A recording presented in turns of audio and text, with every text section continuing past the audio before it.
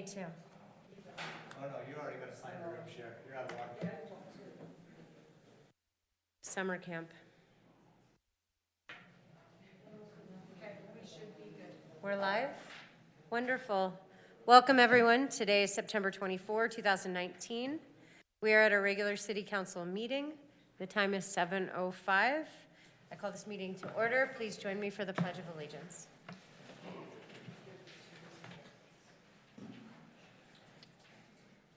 I pledge allegiance to the flag of the United States of America and to the republic for which it stands, one nation, under God, indivisible, with liberty and justice for all.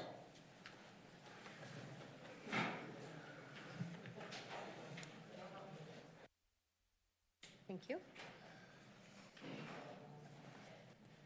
We are in section 4, presentation by City Manager.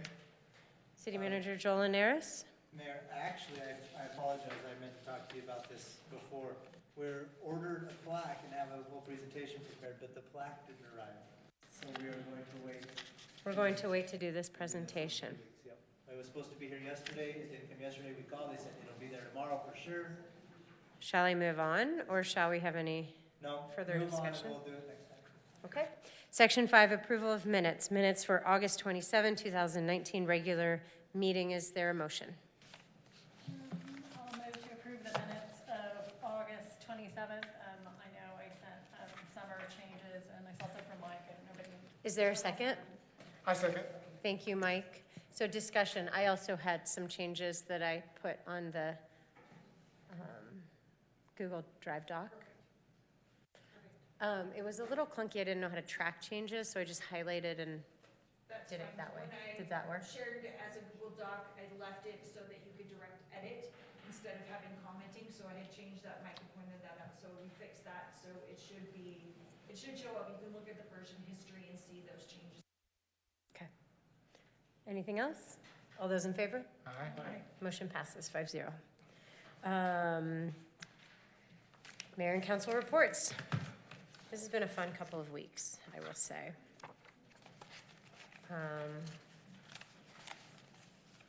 So I participated in interviews for the treasurer, news pending.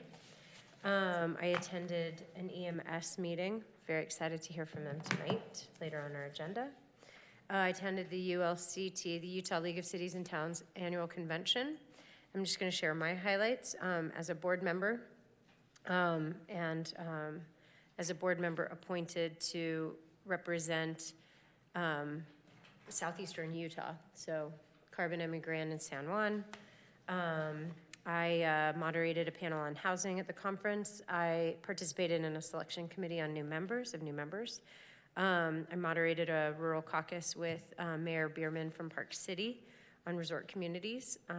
And also attended fascinating sessions. And I'm just going to leave it at that. I attended as a board member for the Association of Local Governments. I attended a SEDS meeting, Comprehensive Economic Development Strategies, in which I was sure to weave all of our strengths, weaknesses, opportunities, and threats. The SWOT analysis was one of those things. And that's a guiding document that all AOGs do. And it's kind of a 5-year thing. And that was just completed. Attended the Aggie Boulevard ribbon cutting, and I was so proud to cut the ribbon with former Mayor Dave Sackerson, who worked very hard in getting USU and the infrastructure for USU to that location. Lots of people to thank, especially our engineering department. It was a great event. And we got to use the big scissors from the chamber. I also participated in a rural health focus group with the chief and assistant chief. The hospital is doing a series of those to make sure that they are listening to our community. They are a nonprofit. And so they're able to have more flexibility and are required to have more flexibility to do outreach. That was fun. And also attended the county's TRT emergency meeting. to listen and hear where they were with TRT reform. And it prompted a meeting after a meeting idea to meet with Elaine from the Travel Council and Lacey from the Chamber to make sure that they knew that the city is supportive of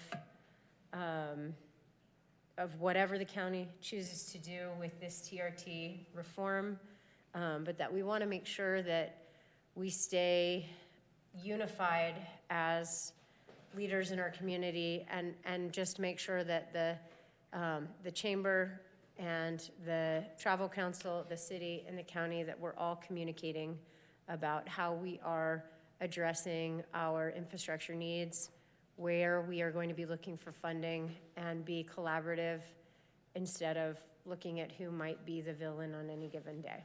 So that's all for me. Ronnie? So yeah, I attended the Utah League of Cities and Towns conference as well, and I'll just mention the topics of the workshops that I was in on alone, because we did a lot of good ones together. One was on the installation of 5G small cell towers coming to communities, very educational, and things to be aware of. If the basic thing to know there is if a cell carrier such as AT&T or Verizon decides they want to bring under Utah state law, you can't say no. So it's basically to teach us about the infrastructure that might come in and what, if any, wiggle room communities have about where antennas and other things get installed and what fees you can charge. There's also a workshop on changes in medical marijuana and industrial hemp. We have a number of industrial hemp growers around that you guys probably know about: Cisco, Spanish Valley, 2 in Bland. I went to a workshop that was more relevant to cities that charge a property tax, but is relevant to counties and special service districts about transportation funds available through transportation reinvestment zones and the State Infrastructure Bank. So good things to know about for those of us working with colleagues on some of that stuff. I went to a water banking workshop where they talked about pending legislation that will be coming up in January to allow a pilot program whereby communities could bank their water rights. It's a little complicated to get into now, but it sounds like worthwhile legislation that we'll want to support. And it would be optional and local for communities and help them keep their water rights local and help out, say, a farmer who doesn't have much water one year, get water from a neighbor who has extra. Also went to a workshop on long-term open space planning as Utah communities look towards 2050. And aside from that, I was just going to mention the AMTRA project out at the tailings pile did reach its goal of moving the first 10 million tons, and there is still a celebration about that happening in town on October 8th when Representative John Curtis will be here. It will be at Lions Park, and there'll be more information available. And finally, we did get a few questions just recently about the MAPS senior housing project that's happening over by the hospital. And a few residents were asking, oh, it looks like there's construction happening on both sides of the project on Park Drive. Are you guys going to connect the road? And that's not what's going on, but we just wanted to make sure that people understood that while you're seeing work on both sides is they're actually doing some water line work on the other side. So that's temporary that it's happening on both sides there. That was it. Thank you, Ronnie. I did not make ULCT. I was on crutches at the time. If you're going to ride a bike, don't crash on it, is all I can say. I thank folks by email, but I just want to publicly go on record as thanking again the city, in particular Jeff Galley, for doing a lot of work for the Moab, on behalf of the Moab Irrigation Company, to deal with a drain for one of our lines through town. It was much appreciated. And so thanks again, Jeff and Oscar. And Ken Miner is here, by the way. I think Ken would second that. So thank you again. It's great. A lot of water stuff is going on at the city's water advisory board. Dana Van Horn came, and I forgot now who threw out the idea, but to who there wasn't me. But the idea of piping winter overflow from the city's tank at Power Dam up to the county, basically. This is water right now that's just simply wasted, goes to the Colorado, from our point of view, goes to the river. in the wintertime. And I actually calculated it out. We're talking about some tens of acre feet. So it's not an insignificant amount of water. So Dana is taking a look at that to see how much it would cost them to do that. Wouldn't cost us anything. So that was great. Second thing is interesting was at a MOPS meeting of Arnie Holtquist, Chris Wilkowski was there. He's a USGS geologist, and he mentioned that USGS has published another journal article based on the report that they did for us, doing a better job of tracing isotopes. Isotopes allow them to find out where water came from, basically, and where it went. And anyway, the bottom line on the whole thing is, because I'm taking too much time, is it's right there in the abstract of the paper. I was surprised, frankly, because their groundwater estimates so far have been fairly generous, giving us some room to grow in. But this number is 3,300 acre feet, they think is, in fact, they said right there in the abstract that any withdrawals beyond that per year would be depleting storage in the aquifer. In other words, we wouldn't. 3,300? 3,300 acre feet. And the city right now takes a little shy of 2,000. The county is about 1,000, roughly. And there's some private wells and all and so forth. So the point is, if that number holds up, we're already on shaky ground. And so that, I haven't read the journal article yet, and I'm interested to do that. And there's some error bands on that, okay? It could be better than that, could be worse, but it was an interesting number, and so that's something to keep an eye on. TRT revisions, you and Karen and I thank you guys both for going to that meeting.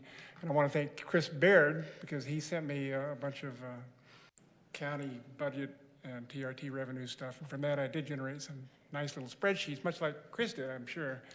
And I took options for the next couple, the last decade more or less, plus the next decade or more, of what different growth scenarios would look like, and try to look at what Representative Albrecht proposed versus a couple of alternatives.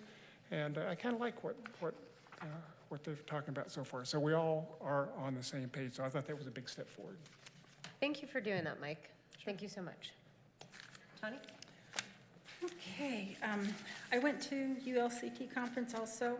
I think I only had one workshop that I threatened to fall asleep in. They were actually all pretty good. When I got back on the 14th, I welcomed the Red Cross and thanked Wells Fargo. They partnered together to install smoke detectors in, it was kind of this neighborhood up here. Red Cross has a program where they bring, they partner with either a city, a municipality, or a private entity, and they break up into teams of 3, and they install up to 3 smoke alarms in homes if they don't have them.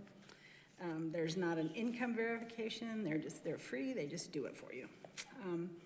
If you are hearing impaired, they have a place on their website that you can sign up for a bed shaker. I didn't know there was such a thing.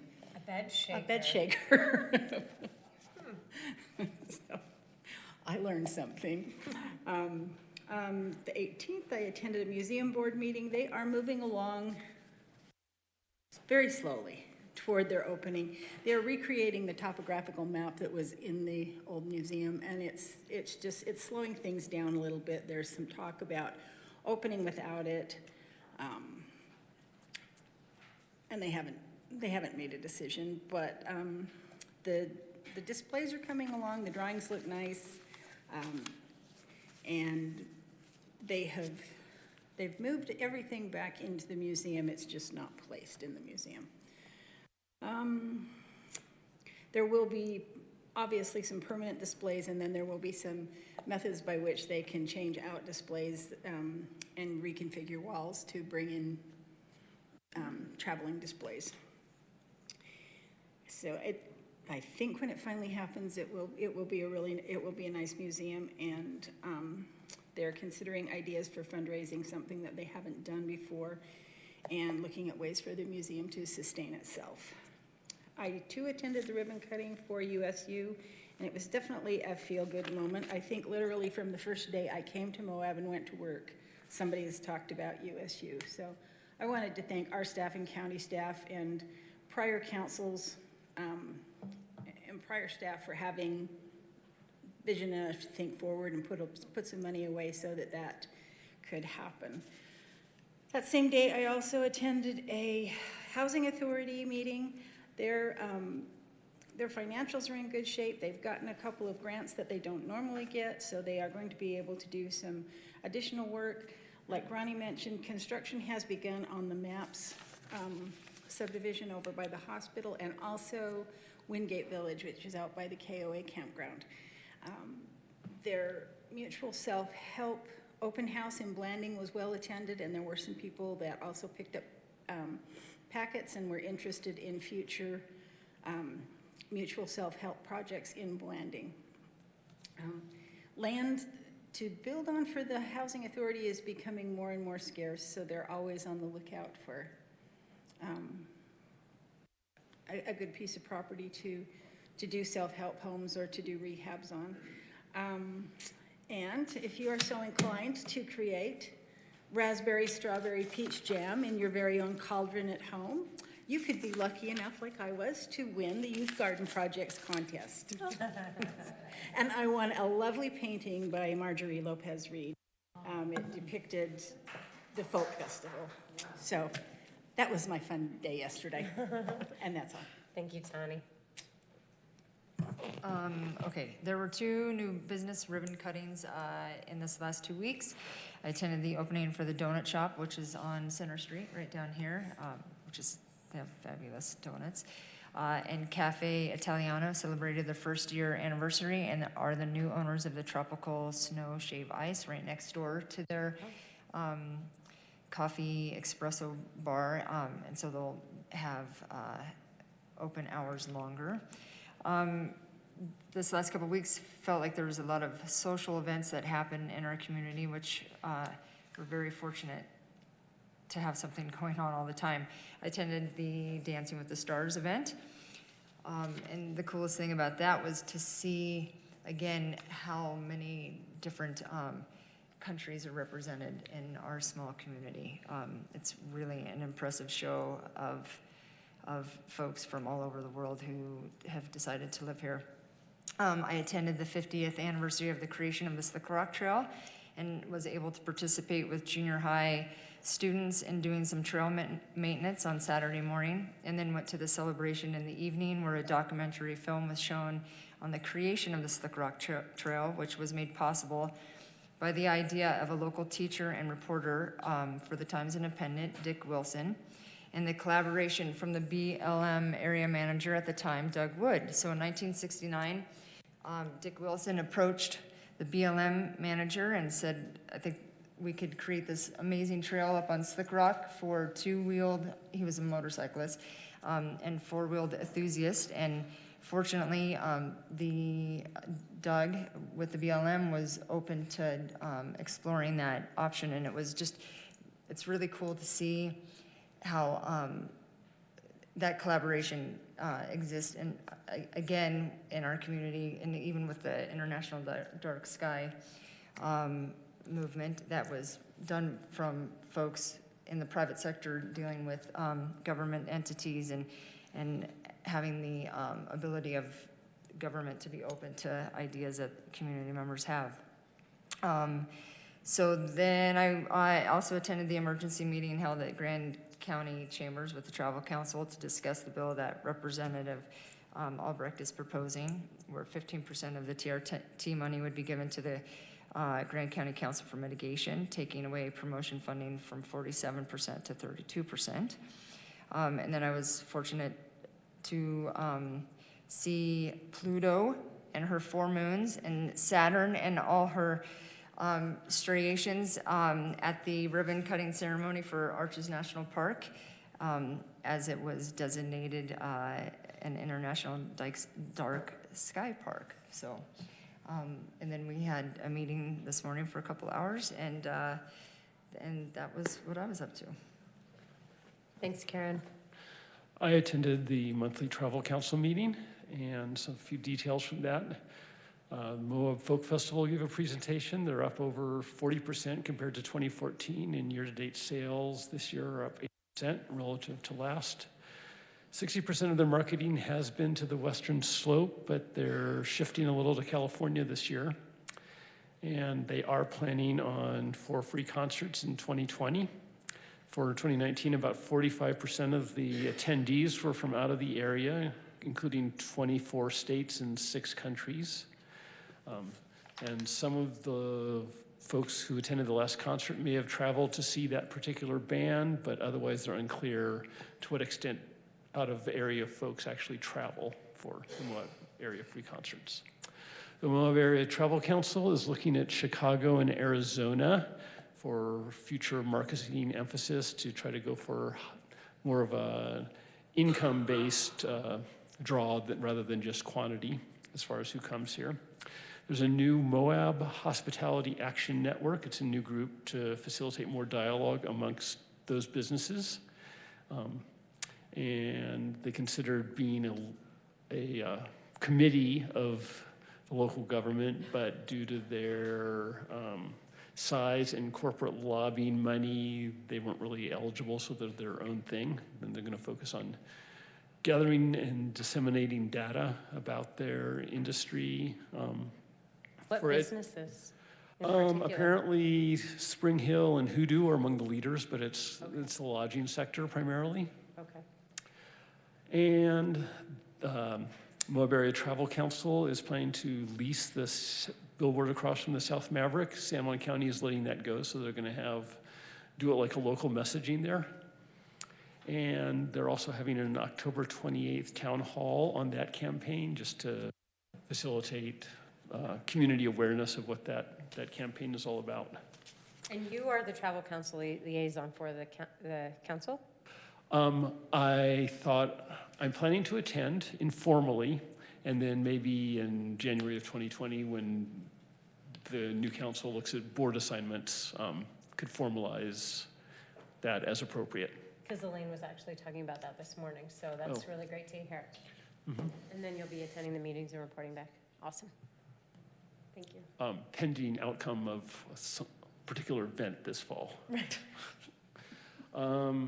And the state will have one enforcement officer in southeastern Utah and one in southwestern Utah to make sure STRs are playing by the rules, short-term rentals, because they're concerned about getting all their tax money as well.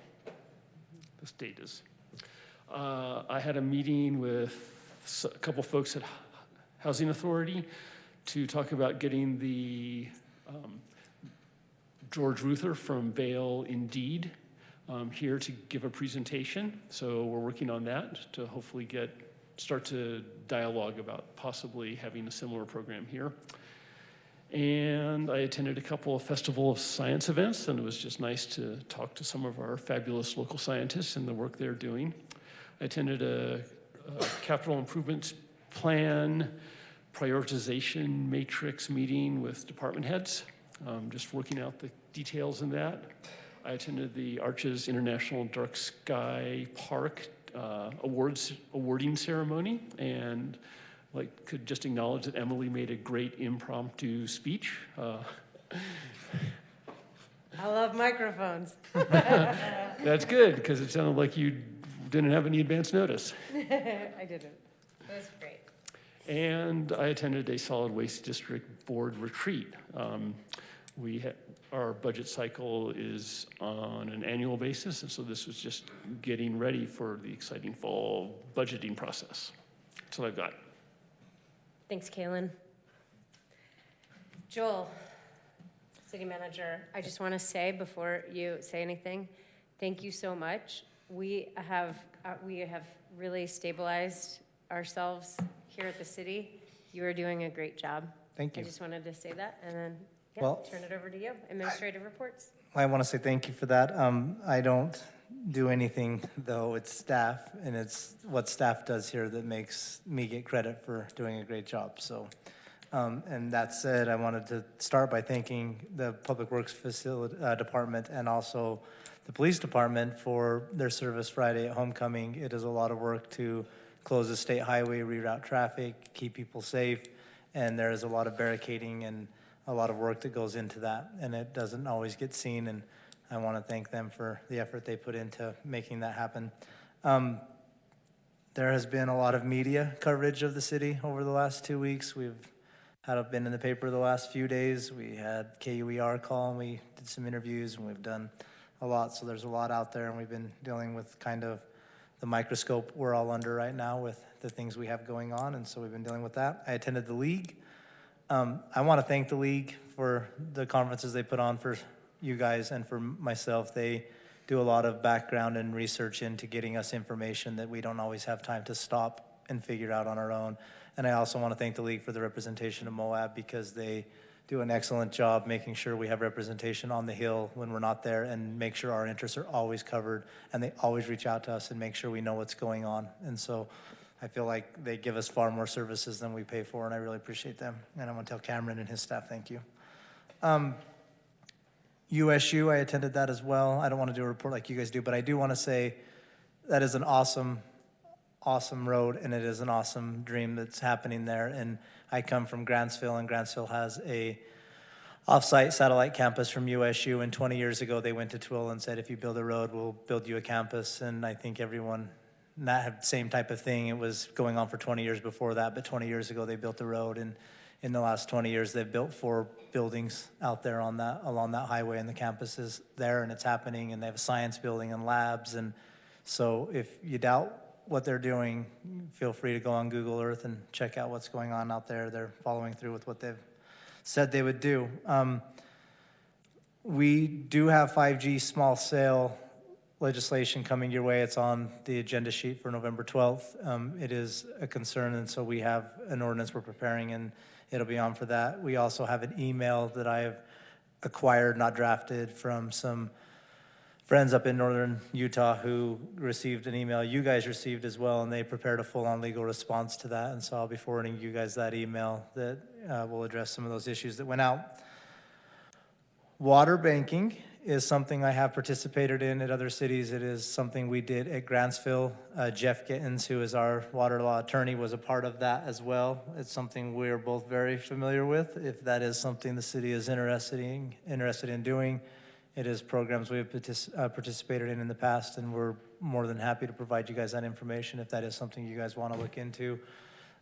If we do the overflow that Mike speaks of, I would also just want to make sure we run that through Jeff. We're a governmental entity supplying that water to another governmental entity. I just would want to make sure we're not forfeiting any rights by allowing the use through another entity. And just if that checks out, I'd have no issues there either. We do have a new set of policies and procedures that we have been working on for over a year, since before I got here and since I got here as well. That is going to be on your agenda for our next meeting. And so I will be getting that out to you guys so you have time to look at it. It's quite lengthy. I'll be kind of finalizing the review over it in the next 3 days or so, and then we'll get you guys those documents out. So please watch for that as we get that going. On Monday, we have a new assistant city manager starting. Her name is Carly Castle. She is coming to us way of Salt Lake, and she has been a part of their sustainability and public works departments up there in management. And she has her training and background providing those services in management for them, and I think she's going to be an excellent fit and fill holes that we have. And that was the goal, is who we could bring in who not only added to our team but could definitely provide areas that we're lacking in. And I think that she's going to be a great fit, and we're really excited. We also have Caitlin Myers from here locally, who is going to start as our senior project coordinator on Monday as well. So both of those new employees will be here on Monday. And so we're really excited to have both of them and look forward to having them be members of our team. We think we're ready for them. We've tried to get everything prearranged and organized, but until everyone gets here and gets going, you never know what your bumps are. Real quickly, we have the Pride Fest is this weekend. Just a reminder that that will be happening. Red Rock Arts Festival is the 5th through the 12th of October. The new art trail sculptures will be displayed starting October 12th, which we have the MOU on for tonight to finalize that language. The Moab Showdown short film competitions taking place November 7th through the 10th.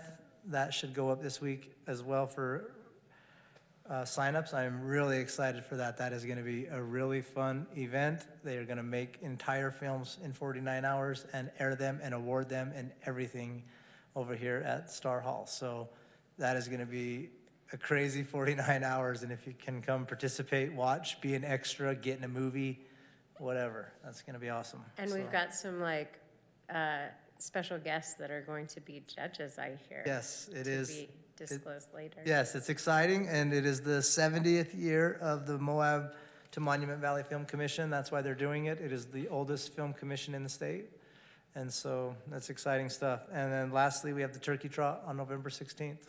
So submissions for the showdown, is that open to anybody? Yeah, we have high schools out of the California area who are signing up, who are going to bring a team to.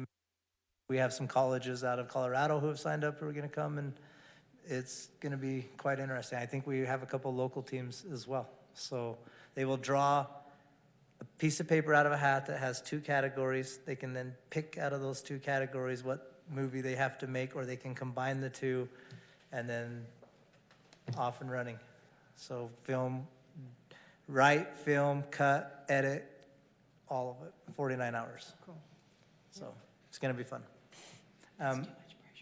That said, Chuck and for engineering and Rachel from finance are going to give quick updates for their departments tonight, and then we'll move on. Thanks, Joel. Chuck? Oh, you want to pass? You want? No.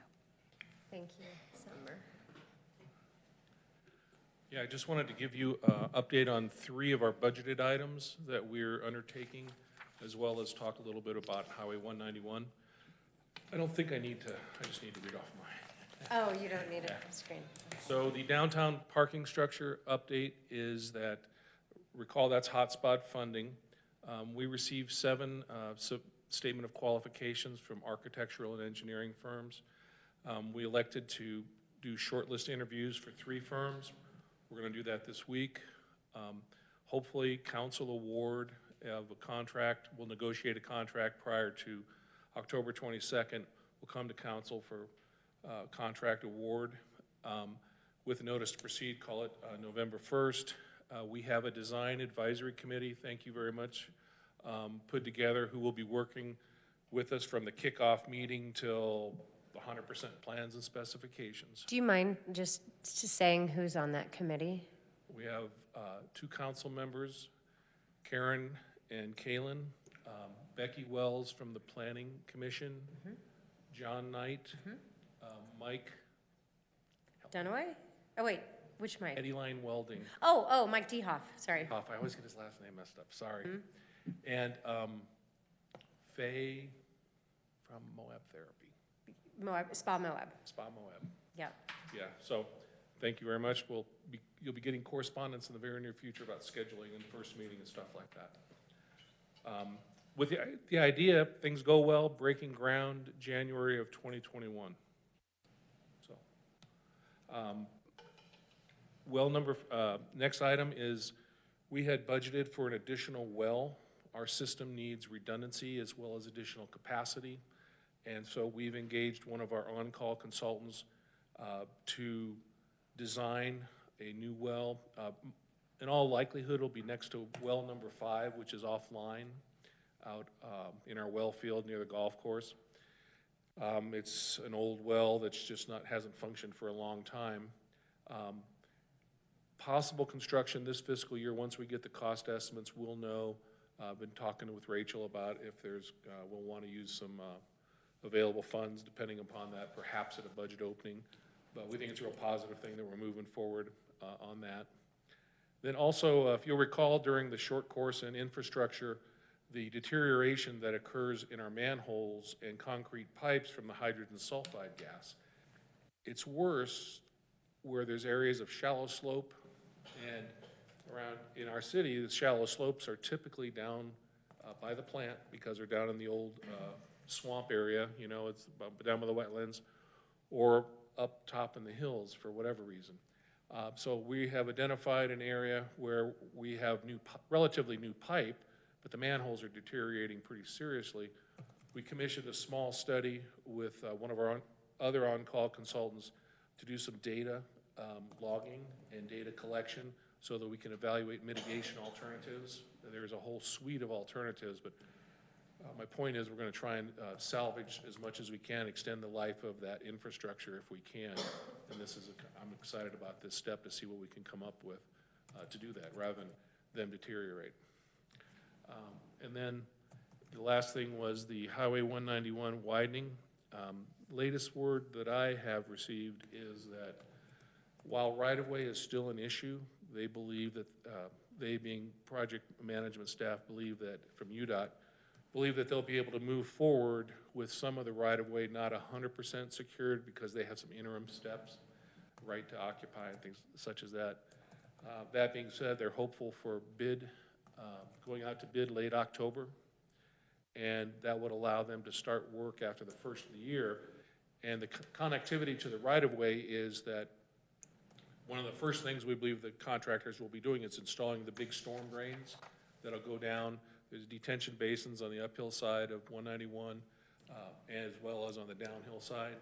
And there'll be a trunk line that runs down the middle of the road. That's work that could occur over the course of the winter.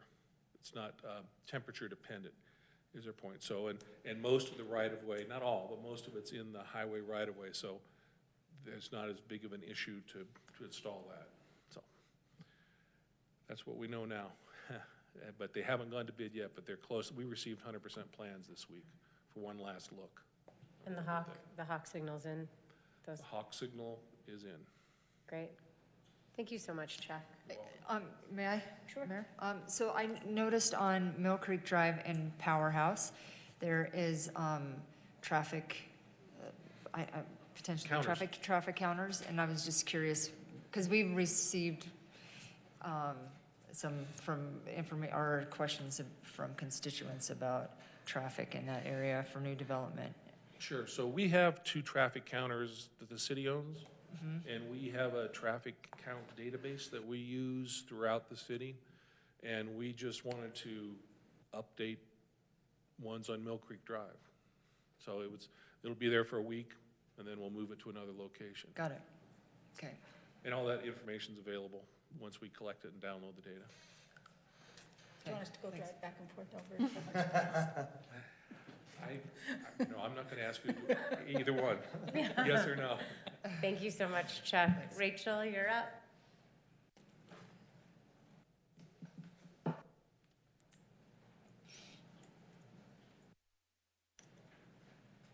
Let's talk about money.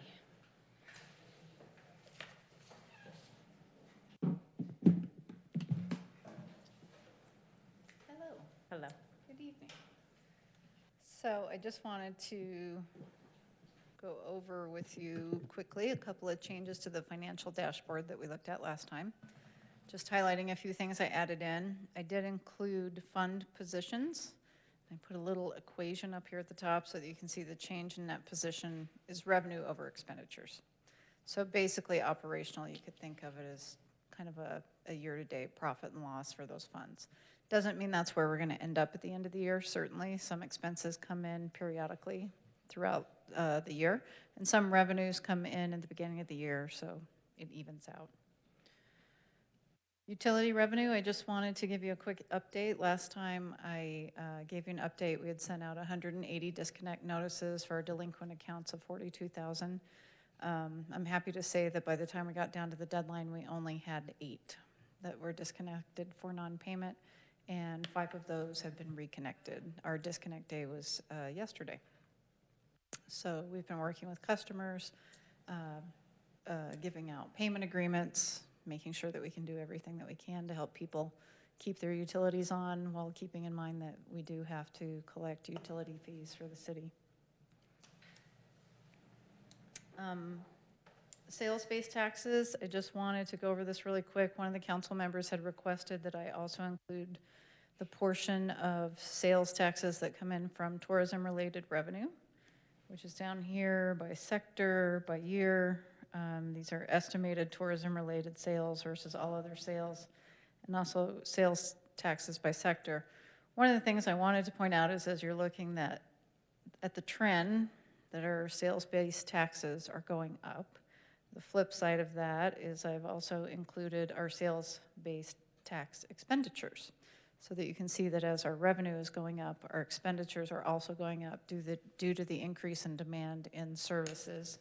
And each of these is interactive again. So if you're curious what exactly accounts for general government in any given year or community services, you can just click through and it will open the spreadsheet. You can see the detail for each department. Budgeted use of fund balance, we talked about last time. And then also I just wanted to point out that 5:30 tonight, I did get the enterprise fund balances in there. So when you go in and look, there aren't blanks there anymore. And then I just have one other thing to update you on, but are there any questions on the financial dashboard? Is it helpful? Is this the type of data that you want to see? Is there I other? have used it so many times in the last couple of weeks, and I actually just asked earlier, but was hoping to be able to share this with the board that Travel is Council, the travel council that is Chamber trying of to. Commerce. It's this new hospitality board, so that we have data-driven information and not just emotional rhetoric that's driving conversation. So if it's possible to, and if we, just take a Is it possible to graph share of it. this? Well, this is interactive, so that would be probably more difficult, but we just have to figure out what it is that we want to share with them. But, having the Moab City's sales tax base revenue is, and to be able to share that with the community, I think would be a really good transparency tool for us. I'd be happy to put together whatever information would be helpful, whether it's graphs or spreadsheets. I will say that when we upgrade to our new accounting platform, which is supposed to happen in the next 6 to 9 months, we will have a community dashboard that we can have on our website that will be similar to this. I could also put together a public-facing version of this in a separate dashboard. So if you just kind of, obviously not everybody wants to see all of the different graphs that I'm sure all of you love looking at.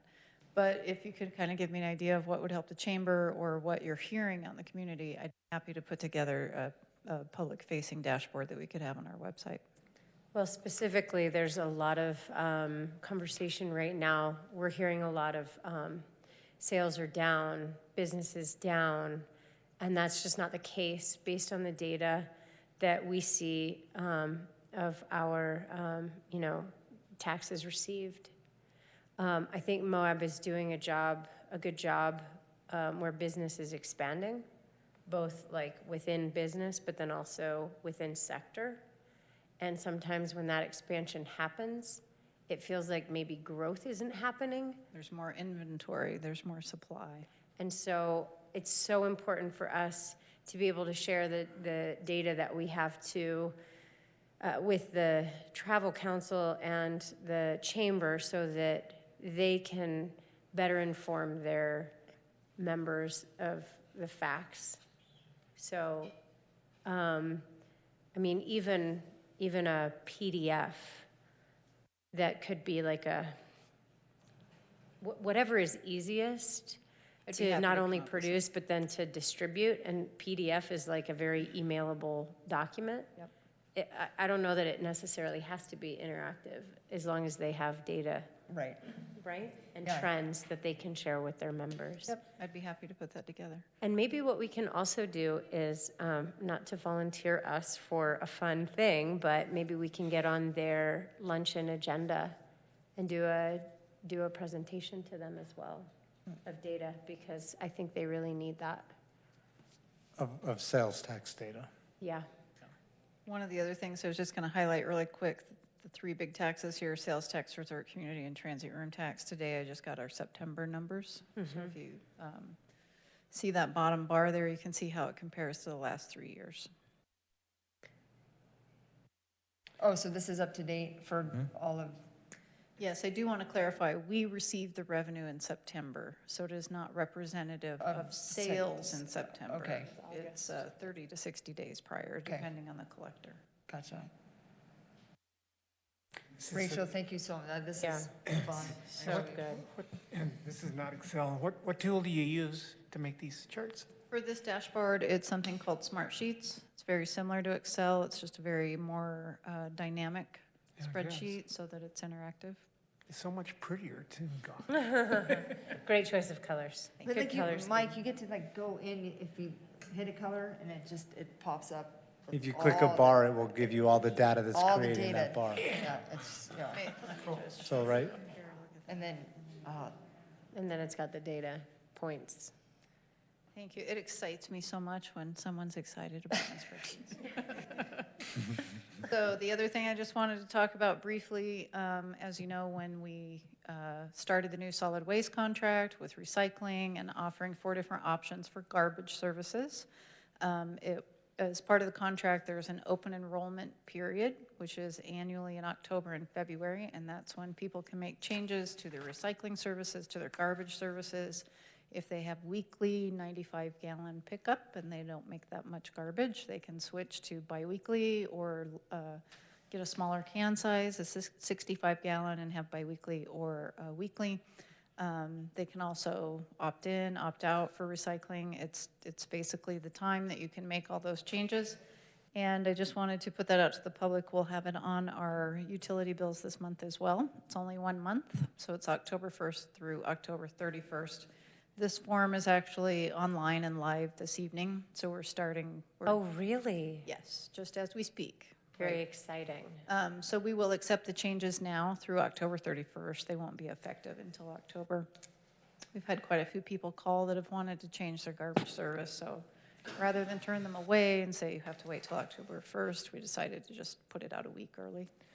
So And spread the word. can you clarify as to if, because garbage is a public health safety issue, if they want to increase their service, can you clarify that idea? That if they want to increase any time of the year, they don't have to? Sorry. So yes, if they want to increase service anytime during the year, or if they want to opt in to recycling anytime during the year, they can do that as well. So this open enrollment period is really for decreases in service. I will say, as an average consumer, that I was surprised with our recycling, how much garbage volume was reduced. So some people that have opted into recycling might be able to go down to a 65-gallon can. And the URL for this is moabcity.org/open. And we will have that on our website as well as our Facebook. That is so easy. I was trying to make it easy. You're doing such a great job. Thank you so much. Thank you. Really awesome. Any other reports? Joel? That's it. Okay, moving right along, citizens to be heard. I had two, Sarah Melnikoff. And if anyone wishes to speak, there are green forms outside that you can fill out and just hand to Summer. I'm here to prove that I can talk about something other than recycling. We were asked to give reports on the community contributions we got, and I thought I would take just a minute to explain to you what I've done with the money, and I'll submit a report tomorrow to Carmela. Awesome. I have too many typos in this one. So I'm on call 24/7. I have been since 2012. I've gotten 1,526 calls in that time period, resulting in 1,382 assists. That's up to today. Some of the assists are as simple as a phone call to authorize gas. Some require up to 50 phone calls to coordinate things. Normally, we help with just emergency needs like rent assist to keep people, usually single parents, from being out on the street. Food, medicine, utilities, emergency lodging, bus and train tickets to move some people we'd like to see moved out of town, get them where they need to go. But some of the calls, and I'm very proud to have a board member here, Ms. Beeson, who's very familiar with doing all of this stuff. There was a pregnant woman with her husband and 2 kids traveling. They got into a little fight. She got arrested. I got called by the Grand County Sheriff Chief Deputy. She had just gotten a call that she had to get to a hospital right away. She had a very dangerous pregnancy. She was taken to the hospital. The husband just left her with the kids. He just took off. She did have a miscarriage, so I put her up in a motel. I got her back to home, got her a bus ticket, and back to Green River to get on the bus. Hospital patient was taken off the train in Green River with serious health concerns. Hospital called me. They needed to get him back on the train, so I hired a driver. We had a guy who was self-harming, cutting himself. He had infections. He was off his meds. We got him back to his parents. Family of 5 crashed their car. I was called by the police. So I get a lot of calls from Moab City Police, Grand County Sheriff's, Highway Patrol, the hospital, Sea Haven, Multicultural, Four Corners Interact, Workforce Services, Housing Authority, churches, and individuals themselves. And we all try to work together to do what we can to help people. To date, I've spent $16,726.65. I usually spend about $25,000 a year. I raise about half of that at City Market. The community is amazing, giving to us. In order to honor their trust, I'm very careful to make sure that the assists I give are for real needs, and I'm not getting scammed too much, but we all do occasionally. And so I appreciate you guys supporting us with that, and I'm going to apply again, and hopefully we'll get more support. Did I hear that anything? No, it's such a variety. I know, it's a variety. It's never a dull moment, especially 3 in the morning. I would be very remiss if I did not honor Greta Thunberg for her brave, brave, brave actions to try to create awareness of the fact that we're living on a dying planet, and we need to do everything we can to make it a healthy planet, or it doesn't matter how many roads we build, there's not going to be any people on them. So we need to restore for the sake of all of us. On that happy note, I'm going to go eat chili, vegan chili. Like Greta, I'm vegan and I don't buy new clothes or fly. Thank you. Thank you. Thank you, Sarah. Thanks, Sarah. I eat meat. He's a vegetarian. Shar.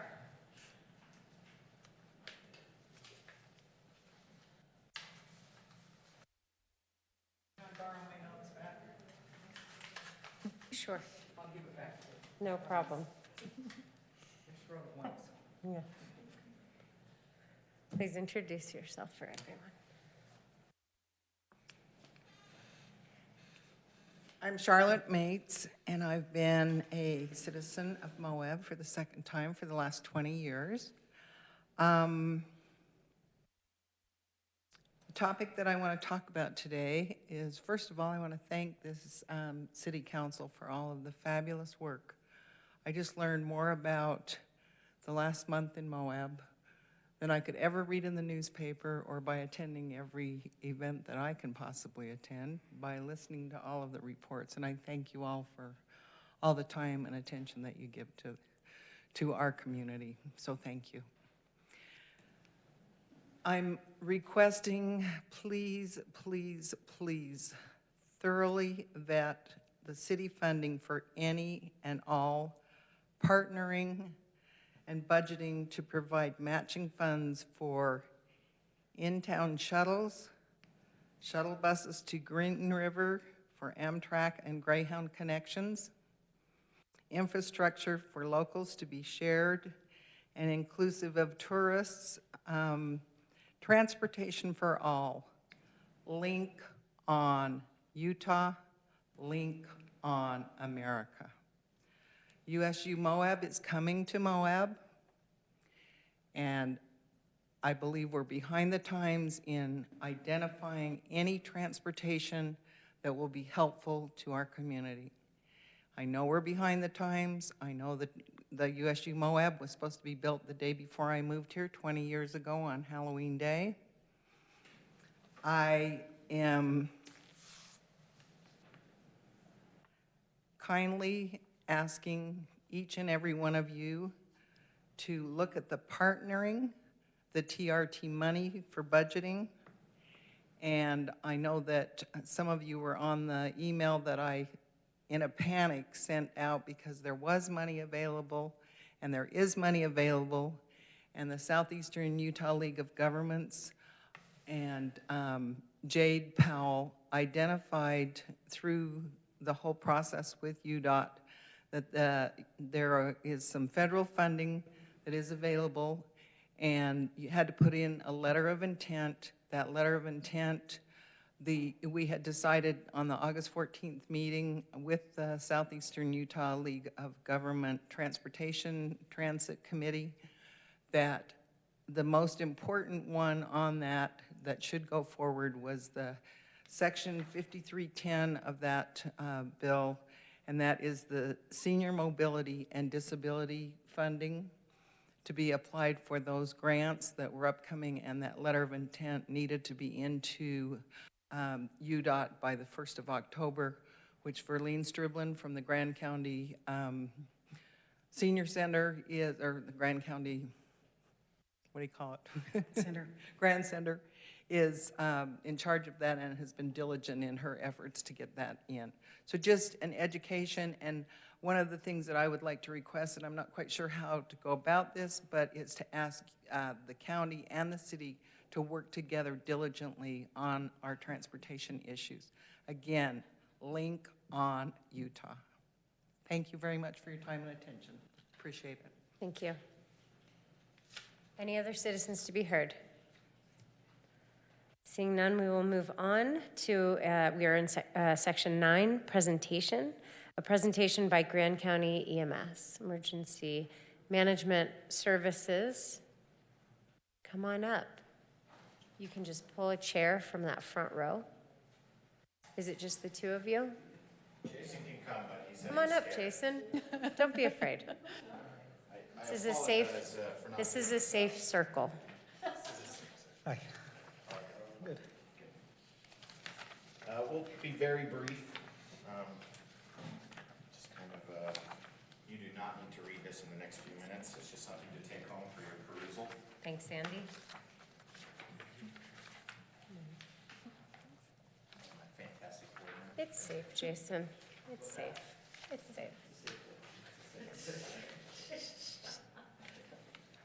Well, we thought it would be very appropriate for us to just kind of come and give the city an update on many things. Last year, in 2018, the city council voted a letter of support to be included in the special service district that the county was creating for EMS. And so with that, we also have one of your city council members is on our board. I think it's important that we report to those organizations that support what we do. So just quickly, I probably want to touch on the building first before we jump into anything else. Some of you might be aware, CIB did award the Grand County EMS, well, actually the Grand County MBA, so Municipal Building Authority, funds to move forward with a new facility for the EMS department. Funds totaling? Just under $5 million. And it was 25% grant, 75% loan at 0%. Which is a big deal. It is. Very great. It is, and we're very grateful for the CIB for seeing how important this need is. I've been working on it since I moved here, so 8 years ago, and it's been worked on 8 years before that. Jeff Davis started this a long time ago trying to get a new facility, so we're very grateful for that. But with that came a lot of an issue, and that is we don't have property. We are currently in the process of looking for property. We thought we had a location nailed down, and that didn't happening, and it got pulled just about 2 days before our CIB meeting. We felt like we should go into the CIB meeting anyways and just work out the details. So we've been working closely with the CIB board. They're very supportive of where we're at. They understand that we don't have the property nailed down, and they are okay with that. So we're working on that. We do not have any other prospects that are definite. A local developer has stepped up with 2 options for property. Both have significant development needs, and so we are pricing those out to see can we still have the development costs on these properties and afford the building that we need to build. Can we do that? Or are we gonna have to come up with another $500,000 to do so? So we're kind of in that process right now. And we are hoping to have that nailed down in the next couple of weeks. With that, there's some things that we would like to request from the city that you folks can do to help us out. And that is mainly when a location gets nailed down, it's most likely going to be in city limits. And the potential options have some parking concerns. And so we may be coming with a parking study and a request to ease parking requirements for that area, specifically for the facility that we're looking at. And again, we'll do all the parking studies and everything needed to come forward to show that. And that is something we will probably be requesting from the city if we end up within the city limits. And both parcels are within city limits, so that we're looking at right now. The other thing is, and it's kind of detailed out in here, is the district is in an interesting situation. Growth has continued, as you guys have noted. Sales tax has continued to go up. TRT, while not as high as projected, is still higher than it was. We are seeing more and more folks in town, and with that, the usage of the ambulance has increased significantly over the last 10 to 15 years. I believe the last 10 years, and I put the actual number in here, so I won't misquote myself here. But it's 58% increase in 10 years in our call. So it's fairly significant. We've had to move from a volunteer-based service to essentially a full-time paid service. That costs a significant amount of money, as you can imagine. Personnel are not cheap, and we want to continue to invest in them. We have historically received some additional funding from the city or the county council, and this year, due to some significant needs they have with storm drainage and elsewise, they are not able to give us the allotment that they gave us the previous year. So we usually receive, well, last year we received around $317,000. Sorry, this year. It'll be 2019, we will receive $317,000. They had to half that this year. And that other fund is going to really significant stormwater needs. It's hard for me to complain when my house gets flooded all the time. So I'm fine with them using that for stormwater needs. But at the same time, it leaves us short. And then we also now have a bond payment that will be coming up in the next few years. So one of the things that we will be requesting is we'd like to come in during your budgeting process and request maybe some help in the next year. We know it's not the right time, of course, now with you not being in a budget process, but maybe see if we can talk the city into jumping on board and helping to fund some of the service. There's a lot of reasons for that, and I'd be happy to go into them, but I know you guys want to keep it 10 minutes. Why we can't increase fees. It's state mandated. The state sets the rates for ambulance services. We're not a taxing entity either, so we can't tax. We do receive some healthcare sales tax funds, and we will be requesting more of those this year than we have in the past in order to make up that difference. But that's something that we wanted to bring to your attention, just to kind of forewarn you on that we might be back here having a different conversation, hopefully a beneficial one for all of us. But I just also wanted to point out, I was pulling numbers just this afternoon before I could go on a call. We respond somewhere around, oh, you can't see it. Yeah, you can. 53% of our calls are in city limits, and our average response time in the city is less than 8 minutes. So our crews are very, very good at what they do, and they're so happy to be serving, and they love serving the public and the people here. That's kind of all I had to say. Any questions? Well, Liz or Jason, did you want to share any additional information?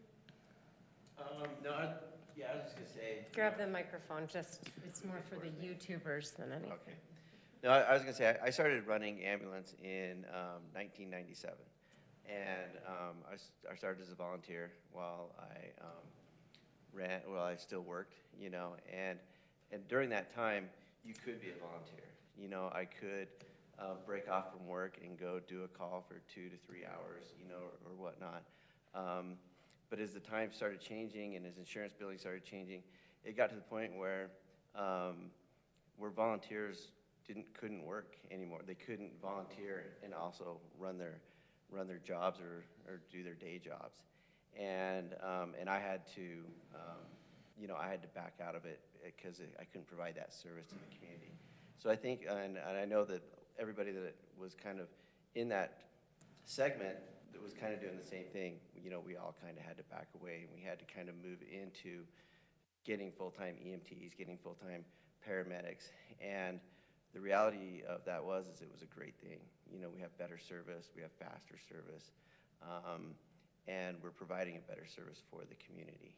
You know, it used to be that call-out times where we had to be to the station within 10 minutes. Now they're leaving the station in 2 minutes, you know, 3 minutes. And it's making a huge difference in the community and to the locals around us. So I just hope that, you know, we can keep this progression going and provide, you know, continue to provide a great service for those around us. You know, and there's even times now where there's 3, 4, 5 ambulances out at any one time, you know. And a lot of those are even doing transfers to Salt Lake City, to Grand Junction, where it takes ambulances out of service. So it's a good thing. That's where we're heading. I guess I'm always the one doing the rah-rah for the EMS service, and I won't be any different tonight.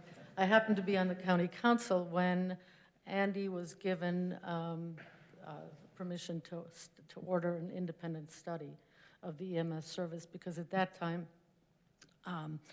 the service was in dire need of some change.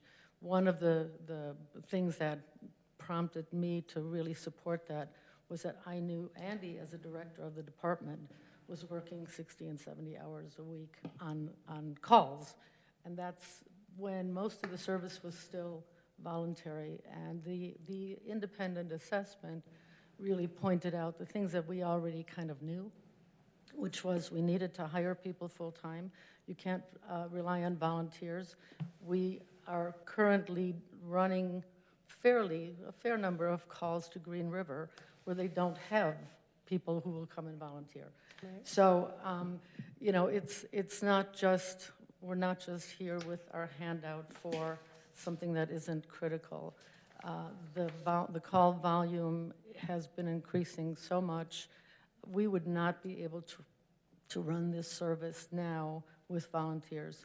The other thing that occurred that also adds to the financial woes of everyone in the community is that we all know that wages in Grand County are terribly lagging behind, makes it difficult to recruit and to retain people. At the time when we became, and I say we because I'm now part of this motley crew here, a special service district and on our own and fell out of, you know, the umbrella of the county was in the process of this huge wage and salary revamp. And so it felt like we knew that we needed to increase wages because the wages for EMS were way below what the national average is or comparable services are. But we also knew that people shouldn't be punished for working for EMS as a special service district when under the county situation they would have received wage increases. So the board opted to do that. Anyway, I know that I'm talking too long here, but this is really an essential service. When, you know, I'm probably, like I always say, the only member of the world not on Facebook. But a lot of the EMS calls are posted on Facebook. When you see what these folks do, they go out whenever. There's no wallet check, there's no swipe your card at the entry, although that might be in the future. Somebody needs a service, they call, they go. And we need to make this service whole in terms of having a place that's safe, and because right now it's not, where people can sleep without concern about the building they're in, and where we can continue to provide enough staff that we can handle the calls that are coming in at this point. Okay, I'll shut up. Well, I just want to respond and say, first of all, the narrative of EMS is very important for all of us in the community to hear. The amount sounds like it's like 150 that you're not going to be getting from the county. Correct. And so that's kind of your shortfall that you're projecting. The city, I just want to say that the reason why the narrative is so important is because we're doing our best to create partnerships and reach out beyond our valley to understand what resources we have to be able to get organized and deal with the, not just our physical infrastructure, but how we're operating our business. So this narrative is really important.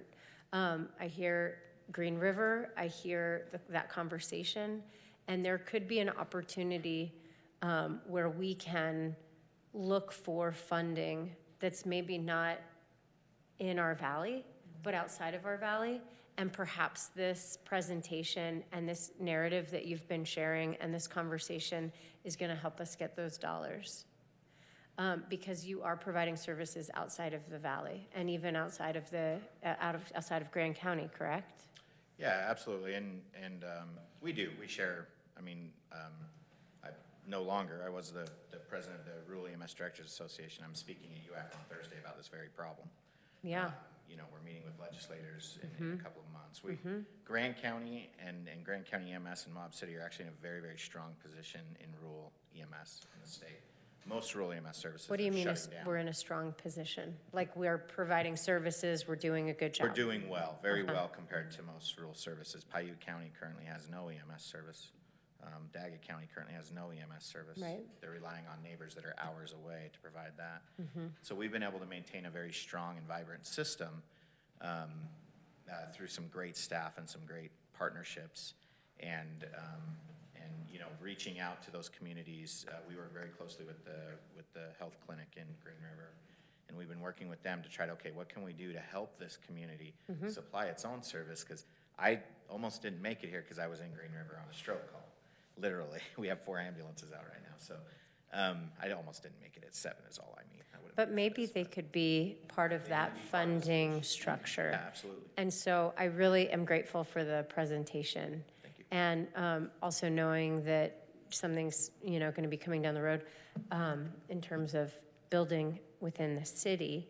And I'm very excited that you're going to be working with Nora to be able to look at some of that parking stuff. Yeah, thank you. Yeah. Just one more thing. I just want to say thank you to you personally for attending that meeting that we called at the last minute, really the last minute. That, as well as, believe it or not, even at the CIB board, the support for this project was enormous. We usually, Grand County people usually get yelled at the CIB board, but we didn't. Yeah, I mean, a whole lot of high it was- fives were happening, Yes, and I was like, "What's happening? Why is everybody telling me congratulations?"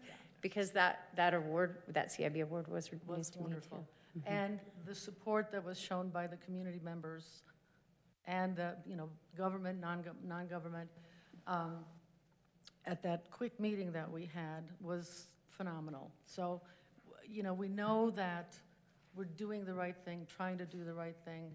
I also have to say again, Andy runs a really tight ship. He doesn't waste anything. And so we're doing everything that we can from our end of it to, in the board and to make things happen, but we're going to need help. And it's really, really gratifying to know that the community is so supportive and recognizes the important role that EMS plays and that we need it. Thank you so much for this presentation. Thanks for coming. Thank you for letting us talk a little longer. Okay, moving right along.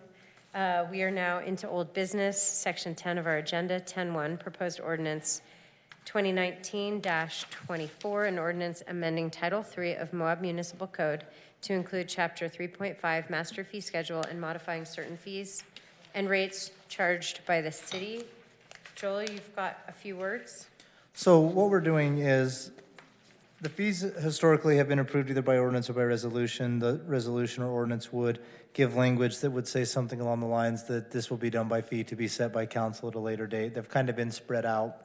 And we are gathering them all in one master fee schedule, which will be passed by ordinance by you guys. The goal or the plan is that going forward, this will be brought to you every May, and it will be looked at every May, and we will know what we're doing with that as we go into the budget to know what we can project coming out of those fee schedules annually. And we want to be able to look at them annually so everyone has an idea of if we're not getting one right, if we can adjust it. That said, throughout the year, you will see amendments, text amendments to it that where we need adjustments if it's November and we're a ways out, but we know things need to change, or we've adopted a new impact fee schedule or something like that. There will be amendments that come through it. This isn't the sort of thing that we are proposing. We will pass and it will go away and we will just use it for the next 15, 20 years. And at some point we'll be like, oh, hey, we probably should look at that again. It's been a while. This is going to not get put away. It's been assigned to Rachel. It's a part of her official duties at this point. And she'll be the keeper of the fee schedule. And as we go forward, The keeper of the fee schedule. we will bring it back out annually, if not more. And these fees are not just conjured out of thin air. We have studies that support them. We are basing them off of what our actual costs are to provide those services. We don't try and make money on them, but we cannot fund and provide every service we're obligated to and be prepared to provide every service we're obligated to all of the time. If someone appeals, like let's say a land use decision, we have to hire an administrative law judge to come in and hear that appeal and provide that due process that we're more than happy to provide, but there has to be a fee associated with that appeal process in order to cover that cost to provide that service. And so that's what we're trying to do, and that's what these fees look at. Some of them, as we went through them, needed adjusted. They were, in my opinion, high. I know Kaylin has went through them pretty thoroughly, and there were problems with them, and we've tried to really catch them. We are not trying to make money on them. We're trying to cover our cost and nothing more. So we've tried to, the ones we've seen that we felt we couldn't justify, that didn't cover the actual cost of what people were doing, we've tried to reduce them. I'm sure there's more in there that need played with, and I just want to reemphasize, though, that this is not going away. This isn't something that's getting passed and then being used forever. We will bring it back to you, and as we practice using it, and as we do use it, we will see more problems, right? We will see more code areas that the fee's too low, and we'll see other ones where the fee's too high, and we will adjust accordingly and do studies where we need to be able to justify the fees that we are charging. They are not just picked out of thin air by us, so. So Joel, Yeah. there seem to be a couple of fees that the council wanted to address. And then hopefully we can have some action. So I'm not going to call for a motion yet, but do council members want to just share any proposed changes to the fee schedule? And yeah, Rachel, if you don't mind coming up. Kaylin? Sure. So I have concerns about residential long-term rental licensing and the associated fee. When this idea was presented to us a number of months ago, it was presented in the context of having a good landlord program, trying to address some of the long-term rental code compliance issues that had arisen with just a couple properties. And as I understood it, as we progressed, we would have additional elements of long-term rental management. And my current understanding is that those are on hold, and they're on hold until the new treasurer is in place and onboarded and has dealt with presumably whatever short-term backlog. So and we also have a housing crisis, and I don't want to impose additional costs or barriers on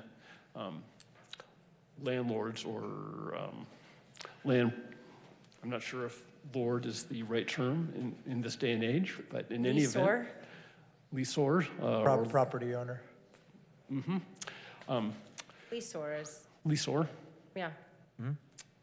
Is it gender neutral? Thank you.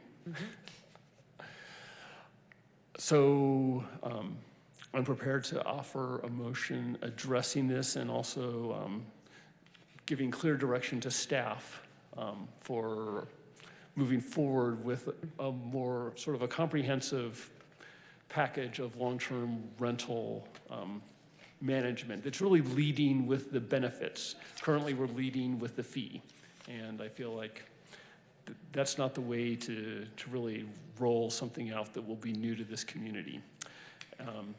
As a result of citizen comment, what's been portrayed is that this is common in other communities, so I just did a quick search and went to the first hits that I got, and it does look like, I'm not sure what a program would look like, but in other communities it involves inspections, which I can imagine would be intrusive. I don't know if the current fee would support that. I feel like the fee should support the program, and we don't have a program defined yet. And we don't, other communities, I am very appreciative of the move towards online application, but right now it doesn't, you go to our business licensure page, and as far as I can tell, the online additional detail is call the office and get a paper form, or root around and try to find a PDF. But it seems like other communities have advanced in the digital age. So I feel like a long-term rental program here has potential to assist us, but we need to develop it further before having the fee. Well, I would love to respond to this, because we definitely did have a long conversation and about this a while ago, and it was actually in response to us not having accountability for long-term renters that the community felt they wanted to hold accountable. In my opinion, I would just as soon make it a no fee, but still a business license requirement, or a $1 or a $10. We as a group settled on $26 in a prior meeting. And what we had said, I mean, a business license can be, we can set the requirement of what that business license looks like. And we said that we would not require inspections as part of that business license, that was something we could consider. And so to have a list of renters, a source of accountability, but not a burden to the members of our community that are renting to others. I think that if we're specific about what that license is requiring, then I still think it's a good idea and an important one to have.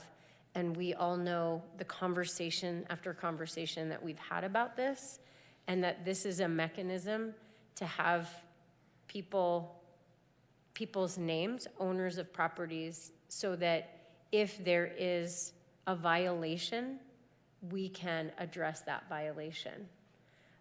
So if the goal is to not burden renters or leasors, then we can look at the $26 that we already agreed on as a council, and we could reduce that number.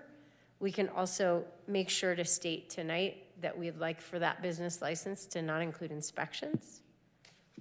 And that could solve the problem, as opposed to getting rid of the fee. Rachel, did you want to share something? Is there any problem in waiving inspections as part of a business license application? Well, that's a different question than what I was going to address, and that's probably more of a legal question. But if it's appropriate just to offer some feedback from the finance department, given the fact that we're short-staffed and that we have a backlog of about 60 short-term rental licenses that we're still trying to process, the reality is implementing a long-term rental license application and fee, if you implement it tonight, it's probably not going to happen for 3 to 6 months based on our workload. So one of the things I was going to suggest is this master fee schedule will come back before the council in May as part of the budget process. By then, we'll be fully staffed, and I agree with the council's goals for long-term rentals, but if we implement it now, just so that you know, bandwidth-wise, with the two of us staffing the office, we can't implement this license in the immediate future. That being said, the things you're addressing are more, how do we want to regulate long-term rentals, not as much as the fee. I understand the fee on the back end is associated, and that's why we're getting it brought up. I agree with Rachel. I don't think staff has any issue with it being suspended or put on hold until it comes back in May. Whether or not we have a good landlord program, whether or not that program is, most cities, the fee doesn't cover the good landlord program. What the community, through the policy discussion, has decided is we want to subsidize that program and provide a smaller fee to benefit the landlord for going through that program to avoid better housing, to provide better housing situations for our residents.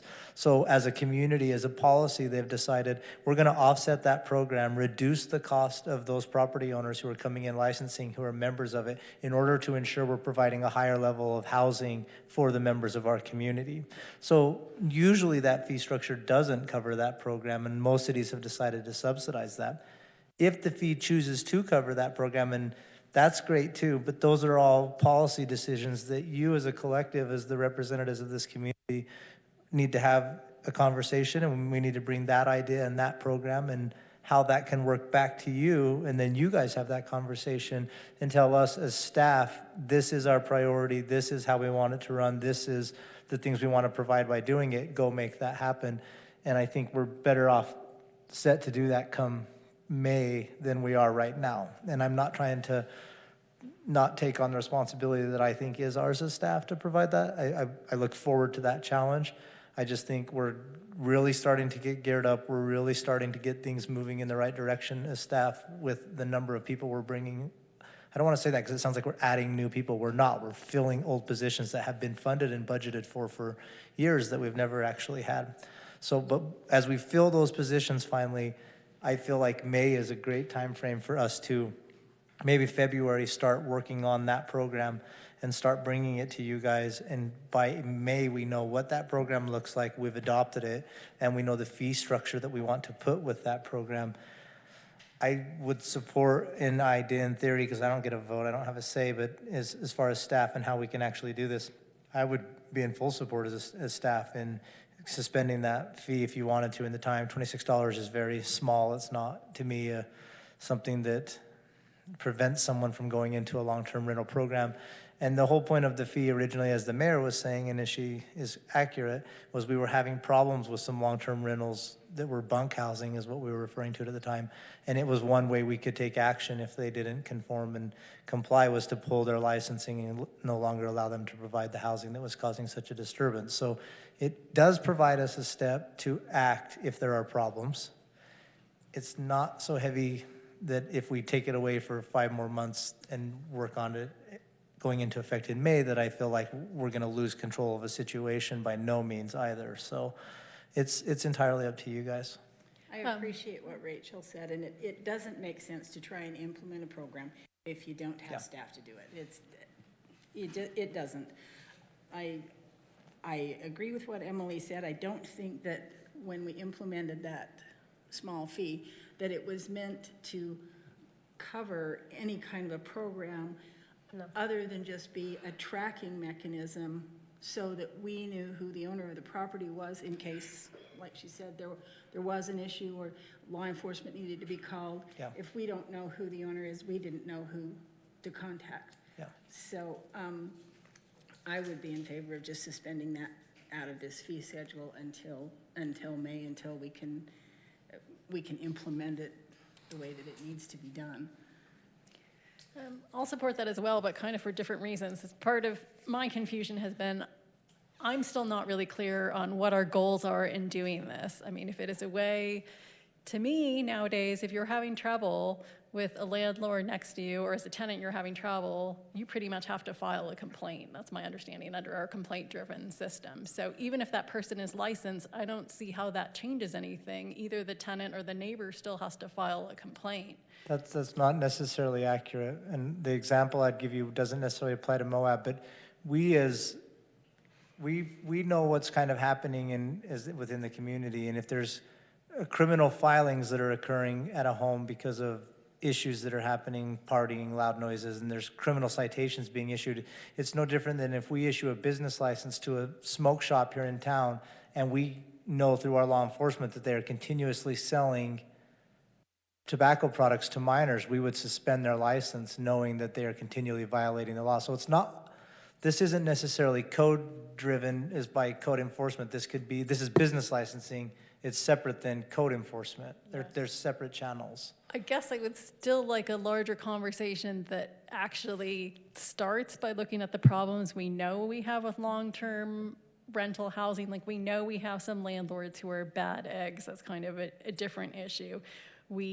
I've heard rumors, I haven't confirmed, but we know there may be some people renting out places that are probably not livable. Maybe they don't have a bathroom, they don't have, and so you hear things like that. But I mean, I would like to identify first what we know to be our long-term rental problems and try and formulate a program that actually focuses on fixing those as much as possible, as opposed to, I just don't want to create a fix that isn't addressing what our actual problem is, because the last thing I want to do is discourage people from providing long-term housing, because, you know, if I was renting long-term and someone pulled my license, I still have the option to sell it for a lot of money. I'm probably not in a zone where I can rent it over. But honestly, when it comes to long-term housing, I'm not sure that that's something that's going to hurt as people as much as some of the incentives we could put in place to really buoy people up and help people, through good landlord programs and stuff that really encourages people and, gives them the information they need on how to be good, and then gives us a way to track and get them the information that they need for people to have a good situation. My concern with this has been that it was kind of a runaround for what our actual problems are. So I'm still, and it might just be me, but a little bit unclear on what exactly we're trying to accomplish. So that's why I'm not comfortable doing something with this yet, because. And I think what I've understood is that if we issue a permit to rent to people that, for a owner of a property to rent to people that don't own the property, if funny business happens, if not good stuff happens, we could take that license. They would no longer be able to rent to people that, don't own the property. Now, this would not solve for this. You wouldn't get a license if you're renting out a room, correct? No. So this is for non-owner occupancy rental. And so it's just a way to document who owns and then have follow-up with accountability for that. And then when we had this, what's frustrating to me is that we've already had this conversation. We settled on $26, and I thought we were moving forward where somebody could just come in, fill out a piece of paper, or go online, fill out a piece of paper, pay $26 the first time, $10 every additional year, and be on record and not be subject to inspections. And I think that that's accountability. And I don't think that that's going to be, I don't think $26 is going to then get passed on to the renters. And we just have had so many people with issues that want to see this. I'm actually surprised that we're not moving forward with this. So, but I understand suspending until May, getting organized, figuring it out. I mean, that's good. That's good business too. But I just don't want to move forward without recognizing why we're here and talking about licensing long-term rentals, because this has been a very big conversation for like at least 6 months, if not a year, and how we can hold the non-owner occupied people renting to others accountable when it matters, and when it doesn't, then they're just on the list and it's just done. We could charge them for the piece of paper. We could charge them $1, Well, we have to make that fee cover what it actually costs for our staff to take the time to register them or permit them. Yeah, and when it was presented, it was actually more than 26. Remember, it was something like 52? Well, And we settled as a council on We 26. settled on 26 It- and $10 to. It does just give us a piece of action, and it does give a tenant who is being rented property that doesn't meet a standard the ability to call in and say, I don't have running water, I don't have this, and it gives the city a way, because right now, without a license, our response would be, you need to call the health department. We have no licensing, we have no regulation. I get your housing unit that you're renting is it's not habitable, that this person is not providing you a place that you can literally live in. But because we don't have any licensing provisions, you just need to call the health department. There's nothing we can do about it. And I'm not saying we do or don't want to get involved in that. I'm just telling you that's what this gives us. If you, as a council, determine that that's not something we want to do, that is something we want to give to the health department to act upon, Well, I guess then when this comes about, what would be helpful to me as a council member is to have some information, because as a council member, I don't know about the rest of you, but I haven't had anyone come to me as a renter and say, oh, look, I'm having this problem with my landlord. What I have had is property owners come and say to me, well, I'm either concerned potentially about this fee, or, oh, I'm in favor of this fee. But so if the city is getting tons of correspondence from people saying, you know, I'm in a really bad rental situation and I can't do anything, then we as council members need to know that. Like, this is the first I'm hearing about this. I haven't had that situation since Yeah. I've been in Moab. I have had that situation in other cities. But I have not had anyone call us. I don't know that people see us as a place that can But that take doesn't mean action goes on that. back to me of like, what kind of problem am I trying to solve? Absolutely. Because it's a different problem. Yep. It's a larger policy issue, and that's what I'm saying. I think we need to, as a staff, prepare a good landlord policy and these arguments and bring them back to you as that, a long-term rental licensing with a program that can address some of these other issues. I don't know that this is a fee. This is kind of where I started. I don't know that this is a fee conversation. If we want to do these larger policy issues that we're discussing right now, then I think the idea is to suspend it, figure out what we're doing, adjust the fee accordingly, determine whether or not we want to then reduce that fee for people who behave in a certain conduct, and pass all of that as one comprehensive policy idea. And that's, if that's the route we want to go, great. Let us as staff prepare that for you and bring that to you over the next couple of months. If not, then do we want to adopt this fee as adopted to have that smaller hammer? I mean, That's the question. A question that we want to ask too is, I mean, would we really be willing to pull somebody's license? Because if we were to do that, that's going to be less housing in the market. And I mean, when we're talking about people sleeping in their vehicles and they actually have a roof over their heads, I mean, is that really somewhere that we want to go down? And this feels like this was a reaction to a few, not a ton, of neighbors who were concerned about houses that were in their neighborhood that had, you know, overpopulated residents living in one house. So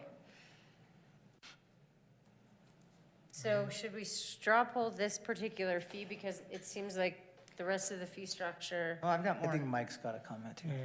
May I throw in one more? I'm also supports Caitlin's motion to suspend it, and I want to use that word because I empathize entirely with our goals, which we've been talking about forever.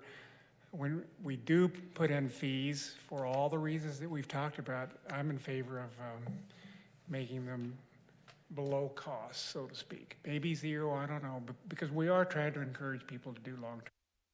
And if the city loses money on it, so what? It's a drop in the bucket compared to everything else, because we want to say we want to do long-term rentals for people that live here. But Rachel, there's one other thing. When Chantel was here last year, she was pretty nebulous about the rules, about how different kinds of rentals worked. And in my mind, at one end, there's people who have a bedroom in their own home that they occupy, one set of rules. At the other end, we have commercial apartments, okay, that should be inspected and taxed and feed and all that kind of good stuff. And in the middle, we've got residents here who own another home if they don't occupy, that they're renting out. And all those have different considerations in all three. And I'd like for you guys to spell out for me exactly where in code that's going to go, all right? Because near as I can tell, it's coming out of people's brains, and it really needs to be written down so we can vote on it and make sure we understand what it is we're getting ourselves up to. But And then having said all of that, I'm willing to wait till next May to implement it, because if they can't do it, there's nothing. That's it. Well, that does seem the sentiment of where we're landing with this, is a suspend of fees. Let me ask this. Is there any other discussion about any other fees in the fee Yes. structure? Yes. Okay, so I think we should have those and then cobble a motion together. What do you guys think about that? But it seems like there's consensus to suspend that. Okay. Karen? Okay. I brought this up before, but special event fees, and I would like to know the justification for the base fees. And I'm just speaking from experience. When we set our own event back in 2012, a special event fee was $80, and now for 2019, that fee is going to be $820. That's an 811% increase in 5 years, and I'm just curious, what is the justification? Which one are you looking at? The special event, But the level, so before it was. Because they're like, there's different But special it used events. to, it was always just a special event fee, period. Now there's a level 1, level 2. Yeah. And in other communities, even in Park City, an event with 1,000 to 10,000 people is $500, and our fees are, Yeah. and there's, So I don't want to, look, these aren't really the sort of thing you can look at other communities and cross-compare, because Mike just said it. If I want to provide long-term housing, I want to subsidize these. And so there's no debate. We are subsidizing all of these fees. The majority of them never cover their cost for what we're actually providing. Some of them do, but lots of them don't. And in the housing fees, the licensing for the long-term rentals are not going to cover the cost. We're choosing to subsidize that. So if a fee for a special event 5 years ago was $80, I can promise you $80 did not cover the cost to issue that event permit. I can tell you right now, if you submit a special event permit, that's going to about 5 different department heads, who are all then taking that to their department head meetings, their department meetings, and they're running that through all of their staff, and they're literally running through it to determine what type of traffic control, what type of traffic planning we need, how much law enforcement do we need, how many hours.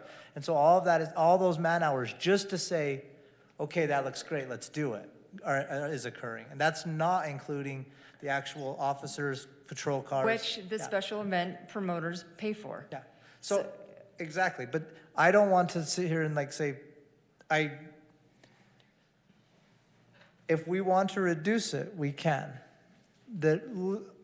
That permit is being touched by probably 20 employees by the time it gets approved, and hours are being spent on those permits. They are not being rubber stamped, I can promise you that. The man hours that go into approving special event permits is substantial. And I can see that the first time around, Yeah. but when there's renewal events that have been going on for 10 years, it's a much shortened process.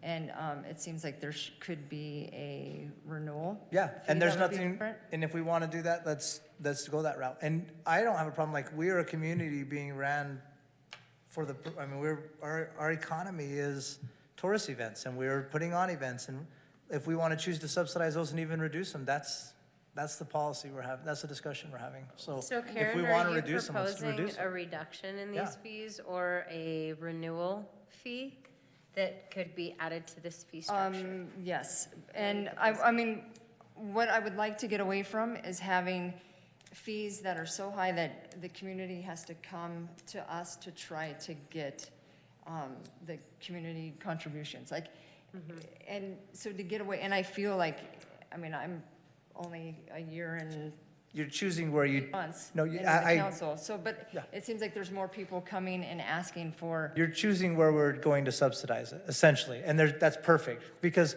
if the fees are so high right now, what you just said was they're coming to us through community contributions. Let's And- use and- the word prioritize instead of subsidize, because I think subsidize has a negative connotation and Why? prioritize does. Well, it just does. But I think that's what we're, But your point being, Karen, and I agree with you, if we lower the fees, they won't come ask for community contributions and we eat it on the fee end. If we keep the fee where it's at, they just come ask for a community contribution and we give them money to cover the fee. So either way, we're eating it. And I agree with you completely. So But I guess my what's the question is, policy? are we really eating it? I mean, because that, I mean, okay. I mean, I don't want to dissuade you. Like, if that's the policy standard, I'm fine with it. I don't have an issue with it whatsoever. I'll gladly enact it and we'll go with it, and whatever the fee is, that's what we'll charge. There are fees in here, and I can, like I said, the long-term one's the best example. If that $26 fee, and we do a good landlord program, and we're out inspecting for fire, smoke detectors and everything else, that $26 fee is not gonna come close to the thousands of dollars. And the other thing we're not even talking about, when you talk about a long-term rental fee, you can factor in, we can literally go to 911, go to dispatch and say, how many calls did we have there for EMS? How many calls did we have there for fire? How many calls did we have there for police? And you can start factoring in those costs that you provide in those services over throughout the year. So like, the majority of our fees are never covering the cost of what services we're providing for whatever we're licensing. So like, I don't want to like act like I'm stigmatizing what you're saying, because I'm not. Like, Right. we're already providing whatever you want to call it for most of these anyways. To me, if you want to reduce the cost for an event fee, that's fine. We benefit as a community by hosting those events, by getting those people here, by collecting those tax dollars. Like, there's money being generated through this community, through those events. I don't think there's anything wrong with saying, I think that's too high, and I think we're dissuading events from coming to town, and we're not getting events that we could get, and we need to not charge that high of a fee in order to get more events and more tax base. And if we eat it as a city, then we eat it as a city. There's not we get the tax benefit Can I out of just it. ask, Karen, what about, so for special event and street performer permits, are you proposing, what I heard from you was like perhaps a proposal for a renewal to be reduced. In looking at the renewal fees in the section prior, it's kind of like half to a third to a fourth. Can I make a statement about that? So prior, it doesn't require a reapplication. It's a different process than special events go through. Right, I know, I do, thanks for pointing that out, I do understand that. I think I'm just trying to get to what Karen's proposing, so we can say no or yes. So Mayor- this council can agree or not agree with you, so. Mayor, if I may add this data point, the 4 free concerts in the park in the summer, those are special events, are they not? Yes, Okay, so level 2. yeah, so Right. the Moab Music Festival, I know those folks well, told me that after the concert series this summer, they said, well, thank you, city, so much, but they got community contributions grant. And I said, well, I hope you enjoy the community contributions grant. She said, well, we did, but the vast majority of it got eaten up by fees that they had to turn around and pay and so forth. So they came out a little ahead, but not nearly as much as you might expect from what the city. So But my that's question. That's That's the not the idea. point. Yeah, That's that the was- idea of the program. Yeah, that was my point. I wasn't here, so explain to me. My understanding was we started community contributions because we were no longer going to waive fees. And so in lieu of waiving fees, we were going to do community contributions to cover those fees. So I think that program worked exactly how you guys policy drove that, exactly how you passed it, and then exactly how you awarded community contributions to those groups. So I get what you're saying. You don't like the way that ended up working. Well, that's a question of whether or not then we want to revamp that policy, because I think that worked exactly how it was designed to work. No, I like the policy. The point is that by the time they pay the large fees, they didn't come out much ahead. I mean, it doesn't help cover They any weren't of their supposed other. to They come weren't out supposed ahead. to. That's exactly how that was designed. If The we were- community contribution was to cover the fee. That's what, and if that's not what we want to do, I'm not trying to advocate for that policy.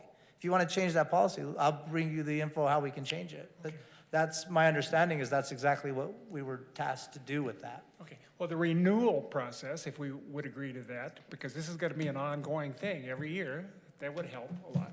Okay. Yeah. So, I mean, I like the idea of, like, if there's an event that is in good standing and there wasn't any issues, and it is going to be easier for the Community Events Committee, because I know there is rubber stamping that happens, because it's like, oh, this one's easy. I mean, that does exist, so it would so be what do you want to good propose? Half? I'm happy with it as it is. I'm not willing to approve a change at this time. I'm happy to look at the special event permitting process, and we could look at the fee as part of that, but I feel like it's working the way we intended it to. I'm happy with it too. I feel like we go through like the number of staff hours it took and Yeah, I don't, based on numbers, and the idea was these were commercial rates and there was the community contributions as an option for people who didn't fall into that category. Is there a third that likes how it is? I'm fine with it the way it Okay. is. I don't think it's rubber stamping. It's approved at administrative level. I don't think that that's rubber stamping because I know that committee looks at those things. So we're gonna Really move on hard. here because it's almost 9 o'clock, and I have Karen, more. thanks for sharing that one. Okay. Let's move on. Okay, so the rec fees, there are, there's just a couple things that the childcare needs to be made clear that it's by the hour. There's a fee in there that just shows like it's $3. There's no, and I'm assuming that it's an hourly fee for childcare. And I think that the showers for folks at $5 is, I mean, that should be much higher. And then the non-resident class fees are way too low. I mean, they're at $3. It's the same as a resident class fee. So there was some things at the at the aquatic center that seem, I mean, that's one of our largest yeah. entities that we're spending money and not getting any funding from the county at all, and our fees are pretty low over there. Rachel, do we get funding on, I mean, the MRAC, the county pays the debt maintenance on the building, is that correct? The Recreation Special Service District pays $191,000 per year towards the debt. For $1 million building. No, absolutely, Okay. I just want, I don't want to be, Right. I just don't want to make it sound like we're like, Okay. no one helped. I just, Right, I'm sorry. But I agree with you. And it's the special service district, not county proper. Sometimes we get confused. Correct. It's a separate entity. Yep. It's not the county. So I think that's, so you would like to see an adjustment for rates for those? Yeah. Okay. So I recall seeing a little while ago the reconsideration of those rates. I'm wondering, and it seemed like TIF had done sort of a comparison of other regional facilities and tried to get them in line. So I'm wondering if it's, I never worked with TIF. TIF was gone before Yes. I got here, so that's news to me. I Right. wasn't aware of that. so, but I wonder if it might be time for someone to give those the once-over. Yeah, I near think like we future. had a comparison with Price and Blanding and Yeah. Monticello. Okay. Karen, would you be comfortable having stated that you feel those fees need to be revisited, moving forward with the fees as stated, knowing that in May there would be there'd be time between now and May for that revisitation? Yeah, and then there was just some civil code violations that seemed a little, Bring them up. Okay, so we're moving on from the rec fees, because the But- direction to staff is Oh, to don't be sorry at all. So. look it up for May. We're going to do a rec review and review increase for non-residential use. yes. So to building, Civil code. civil code. What number? Oh, wait, can I also ask a question? Because our sewer, what was it? Civil is 180. Our sewer impact fees are less outside of the city at 3.50. That is true. That is because it is for treatment only. So our impact fees inside city limits include a collection component. Okay. Does that make sense? Yep. Okay. Yep. I have a weird one along those lines too. It's more a nerdy question, but the sanitary sewer impact fees are generally lower outside the city, except for 3 things: a bakery, a dry cleaner, and a restaurant. Is that just because of food handling and the Impact, grease impact. Okay, gotcha. Can I ask about that collection component? Because it seems like, so basically this is largely, It's a great question, and what- I've asked it too. Fire away, because I'd like to have this conversation.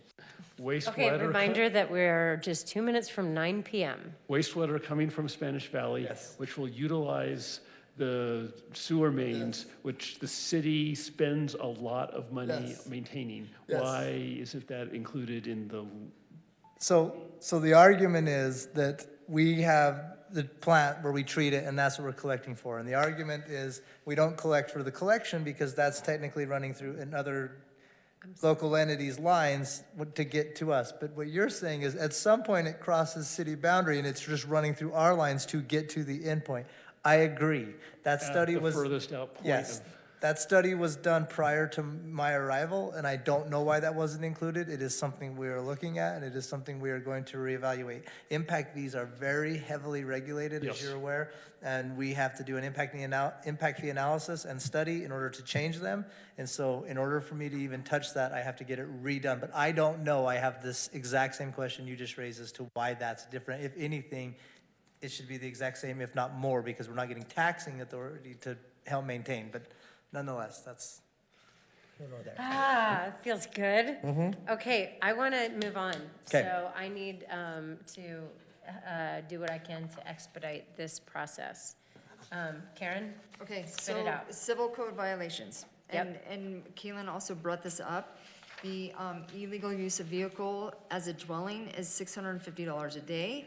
And then illegal camping is, but then there was, where was it that there was something that was, it was 250? There's unlawful parking, idling, and camping, which is Yeah. 120. 120. Oh, There's a new 120. version. Look Yeah. here.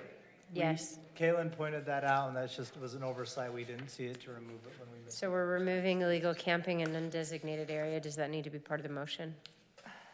Well, that's, No, because it's that's, yeah, that's a revised. change staff made. Okay. So, and just, I mean, to get back to this, so if somebody's actually living in their vehicle, are we really, it comes down to that code enforcement. Are we really gonna charge somebody $650 a day for them camping in their vehicle? I guess it's more of a, is it just a I habit on had- paper? I mean, No, we had a vehicle as a dwelling can be an RV. We've had several complaints since I've been here of people living in RVs on city property around town in parking lots that we have to go remove them. We have not fined any of them. We have not cited any of them. But that is one that reoccurs in this town quite often where we have to go remove people from living on our property. So you can remove it if you choose, but it is something that we probably need to keep in place. And there are impacts from that. When we don't find them and get reported, we find 5-pound buckets of human feces out on our property from people who are living on our property. I mean, it has an impact on us for sure. but, I mean, I guess, do we really have the means to get those fees? Yeah, I've levied those fees. I've levied a living in your vehicle fee against people in other communities for staying on our property. We've given them notice to remove. They don't remove. We've had to go in and, I mean, I don't know that Moab ever has, but I don't know that we're living in a Moab where that day's not here. It's up to you guys. I do remember from the presentation that Mona gave that there is a full flow chart of process that eventually can end in a fee. Yeah, I literally, There is a flow before the fee. I see people sleeping on our property every day when I drive to work. It's just a matter of if it becomes invasive to the point people file a complaint and we have to go start dealing with them. And I have had ones in other cities where they don't leave and we end up starting to find them.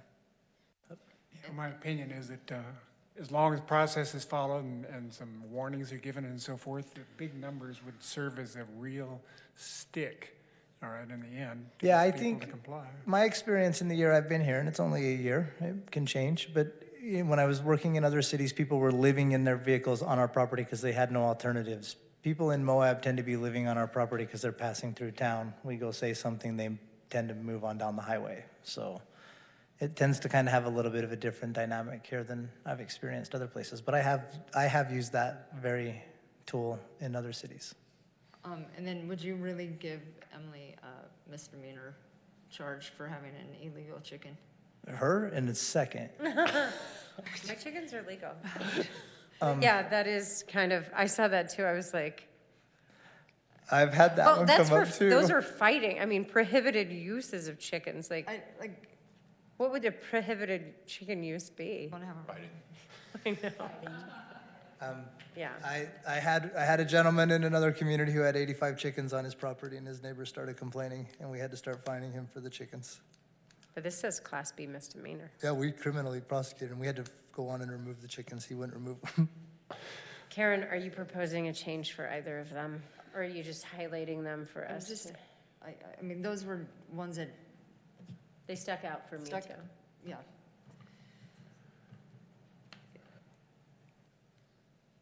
Are you interested in having a workshop on the master fee schedule? Yeah, maybe in May. What if we? In March or May, April? Oh, leading up to the May Yeah. passing, yeah. It looks like Kalen is raising his little hand to say a motion, maybe? Is that what's happening? Yes, but I'd like to ask one which will, I think, expedite this. My understanding is that Title V business licenses currently requires effectively that long-term rental operators get a business license. That is how it was portrayed to the Yeah, council. But if you suspend that fee, legally, they would still be required to get one. We would not be able to charge them a fee for it. Obviously, there's not going to be any, I'm not going to try and enforce that situation. Okay, because I have one sentence to amend Title V to make that clear, but I suspect that it's outside the bounds of Yeah, this no. because of the Yeah. agenda item. Yeah, that phrasing. would go beyond the scope of what's up Okay. for consideration.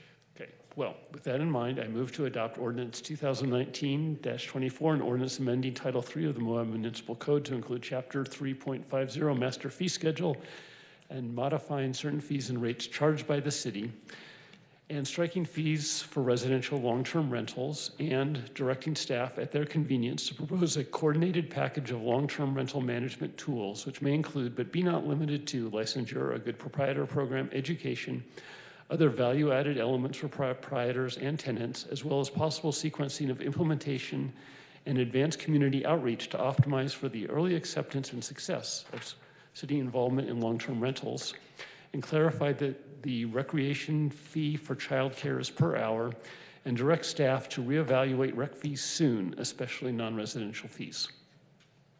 Thank you, Kalen. Is there a second? Seconded, I think. Thank you. Tani, can you supply that motion? It looks like it was in writing to just help our recorder. Of course. Final deliberation. All those in favor? Aye. Motion passes 5-0. Moving on. Okay, we are in still old business 10-2, proposed resolution 1, 2019, a resolution adopting the administrative guidelines for the use of city parks. We have gone over this and looked at this. I don't know that we need to pull this up. I'm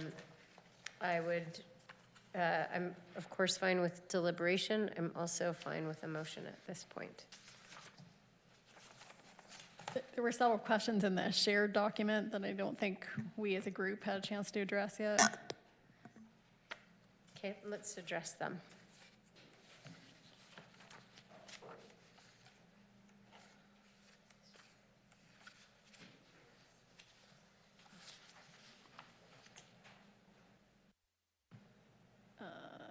For starters, I didn't know if there was still interest or if we had abandoned the idea at Swanee Park about people being able to reserve a table for their children's birthday parties. It had just come up before when David was here, and I don't know if we ever resolved it or not. I think I'd asked if the staff had any opinion about that. It's not in the park plan that anyone can reserve a picnic table. Oh, okay. What's up? I apologize, I was lost, Mayor. My fault. I think it says Swanee Park is not reservable. So what Ronnie is saying is, and others have mentioned, is what if we could just make the picnic tables reservable?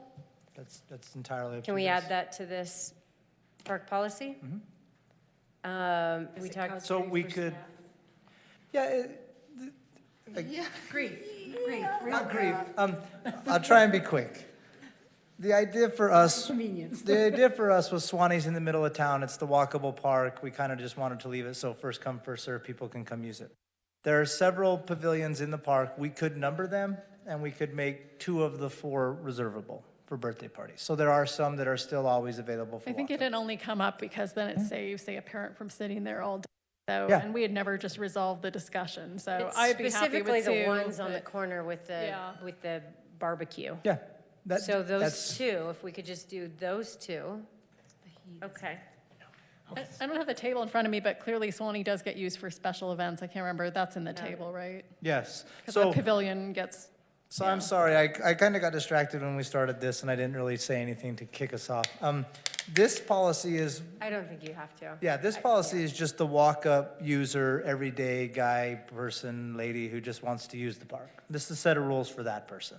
The column that says special event reservation is just saying, yes, that park is reservable under a special event, and if you want to do that, then you need to go to the special event chapter and follow those set of rules to do that. I know that Ronnie has another, like a list, so let's Yeah. just get through this. So are we cool with moving forward with the 2 picnic table areas as reservable? So that would be part of a motion for this. That could be added to the motion. What else, Ronnie? and then this is the first time I'd seen a proposal for the parks being open from 5 a.m. to 11 p.m. Yeah. Check what being open constitutes. I mean, obviously, we have a noise ordinance with different hours, and we've had different discussions at different points about Joel can answer different that. times for different parks, so. Yep, so the special event permits would allow you to go change that, what those lots are. Open is usable to the park, public can be in it. 5 to 11 was chosen because all the signs that we already have posted at all the parks already say 5 to 11. If you want to change that, I'm fine, I just got to buy new signs. That was a completely, I don't want to buy new signs rule. Okay, so obviously, I mean, that's within the bounds of the noise ordinance, right? So obviously, if someone lives next to the park and it's noisy at 10, they can still call and, Absolutely, they wouldn't have a right because they're in the park to use amplified noise at 10, they wouldn't be able to go around those restrictions anyways. right, I'm just talking loud screaming parties or whatever. And then the next thing was, in the table, again, I don't know how specific we want to be in the table, but it might behoove us to have a few more words, because under alcohol, we say for Lions Park, yes, for Old City Park, yes. But that is kind of only by permit or with permission, right? And isn't that also the case with No. Swanee because of events? No, you're conflating the two ideas of this park policy and special event permitting. They're separate.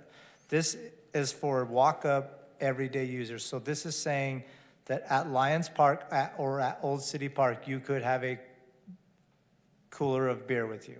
We have several horseshoe pits at Old City Park. There's about 12 of them.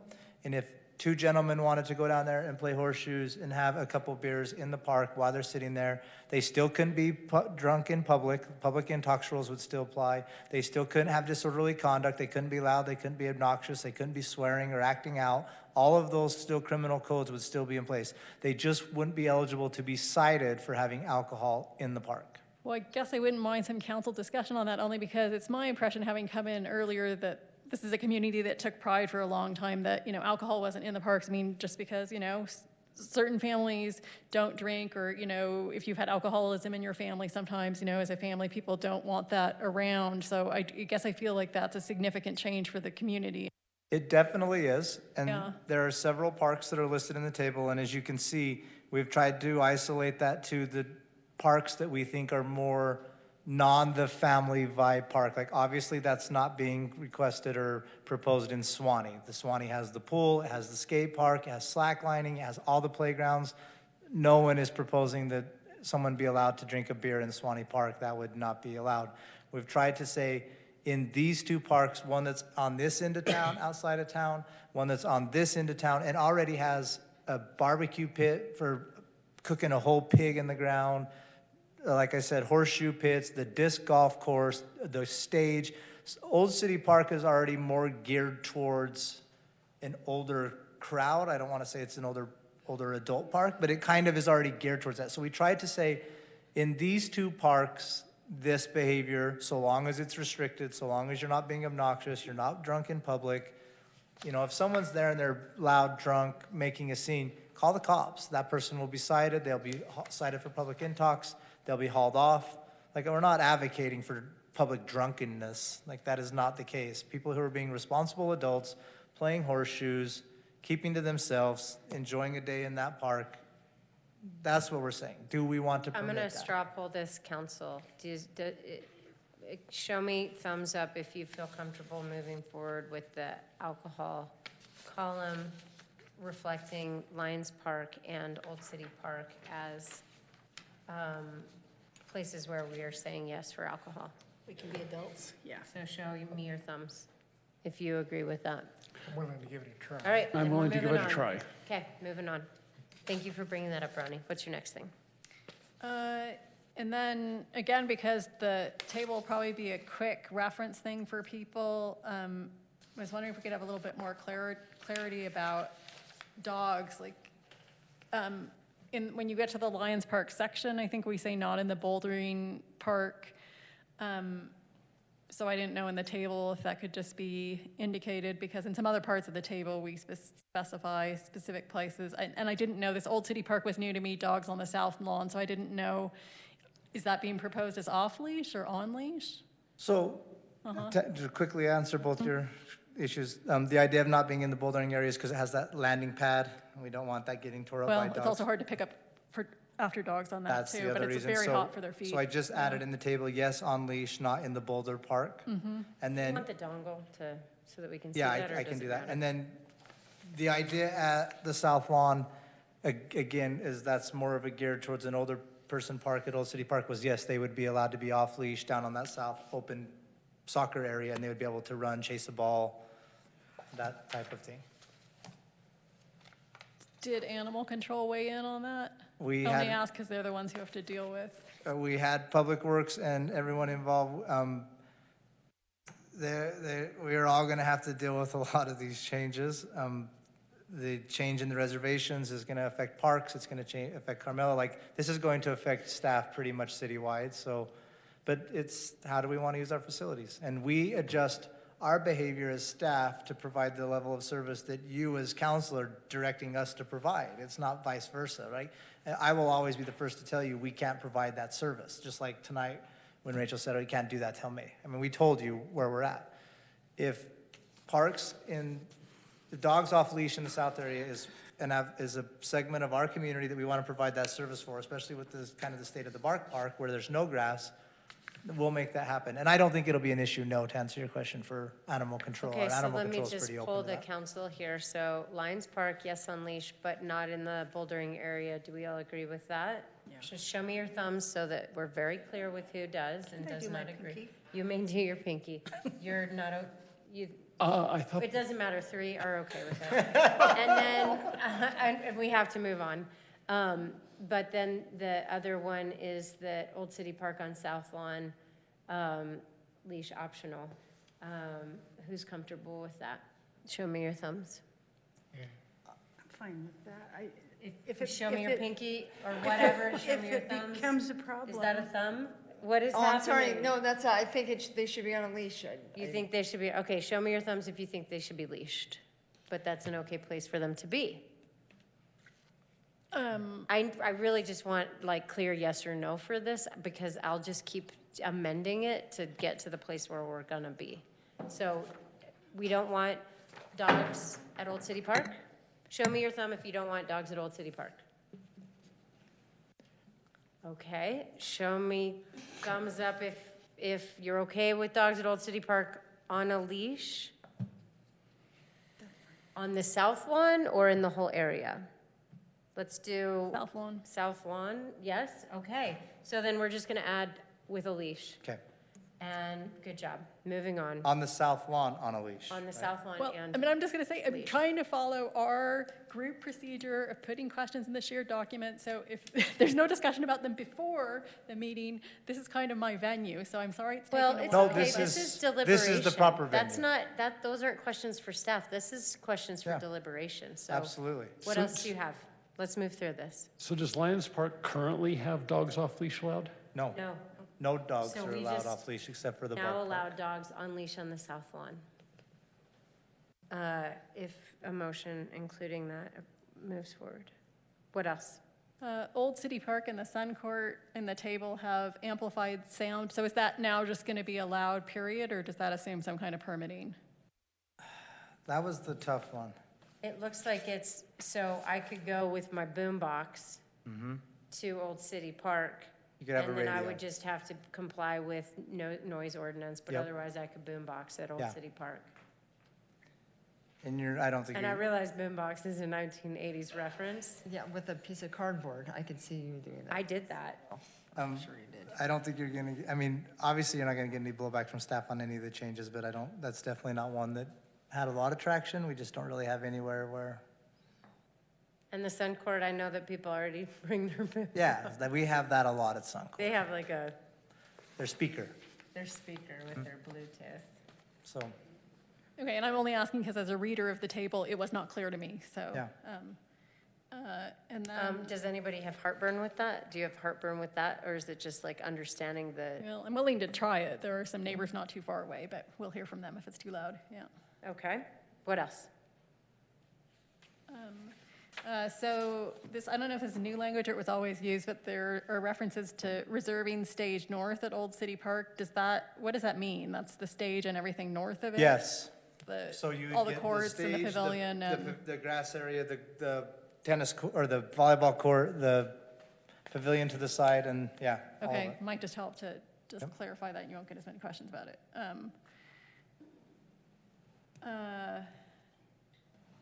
So another question was, is it easy to put up a map for people looking at this stuff to look at each park and see, okay, yeah, this is the reservable area? I think that will save you. And that is the headache, too. plan. We just don't want to get ahead of ourselves and start drawing maps, and then we get here and you guys are like, nope, nope, nope. We're like, well, then we just wasted 8 hours making maps that Yeah, no and one's this is a approving. question multiple people on council had last time we looked at this was, why does the Bark Park require you to have a driver's license or government ID?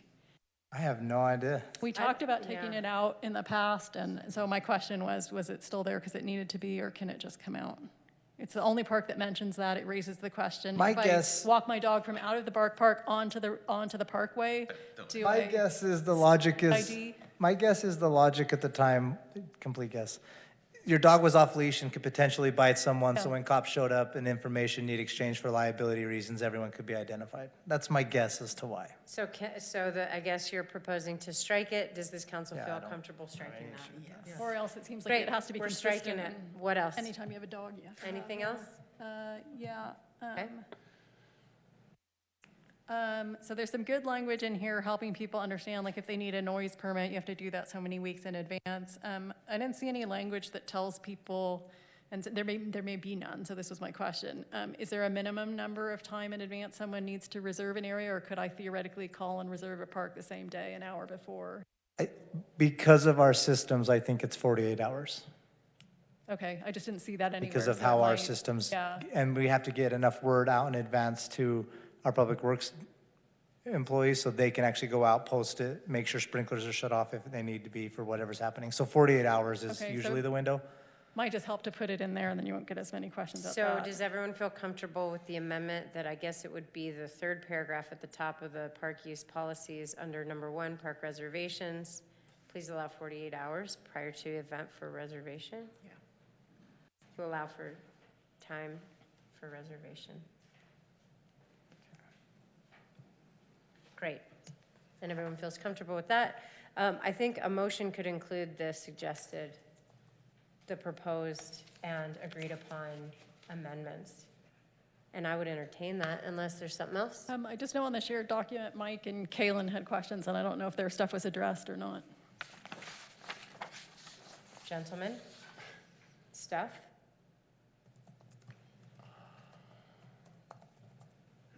Say your stuff or make a motion.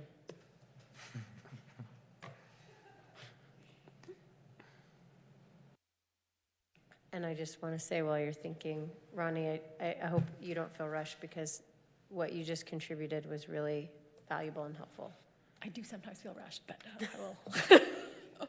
We understand that too, that these are changes that are being made that'll need to be readdressed. And Yeah. things that don't work, we'll get rid of, and things Let's- that do work, Let's please get an update Yeah. in 6 months I'm glad to. or sooner if we get an uproar Yep. before an update.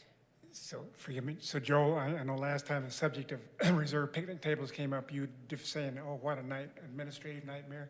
One thing you might consider, I just know on tennis courts in years gone by, people would literally hang a piece of paper with little lines on it and a little plastic folder, and you just sign up if you want to use it. I mean, you might be able to do something really simple. What we'll do is we'll put a lockbox window on there, and we'll require the 48-hour notice, and our guys will go out and post it, so people have 48 hours notice as well to that it is going to be used to avoid conflict.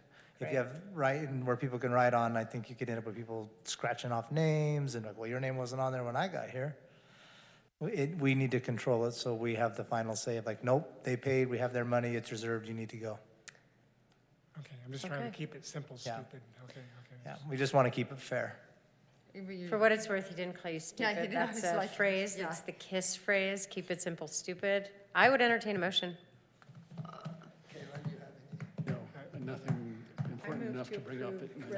Resolution 2019-1, adopting the administrative guidelines for the use of city parks with the discussed and agreed upon amendments. Thank you, Tawny. Is there a second? I'll second. Thank you, Ronnie. Any final discussion?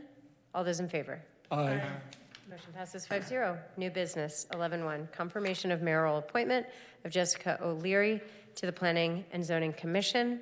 I do not see her here. She has applied. She is my only application to present forward to all of you. I do know her and do think that she will work hard and be diligent in planning. I don't know if you have any questions for me, but I would entertain a motion.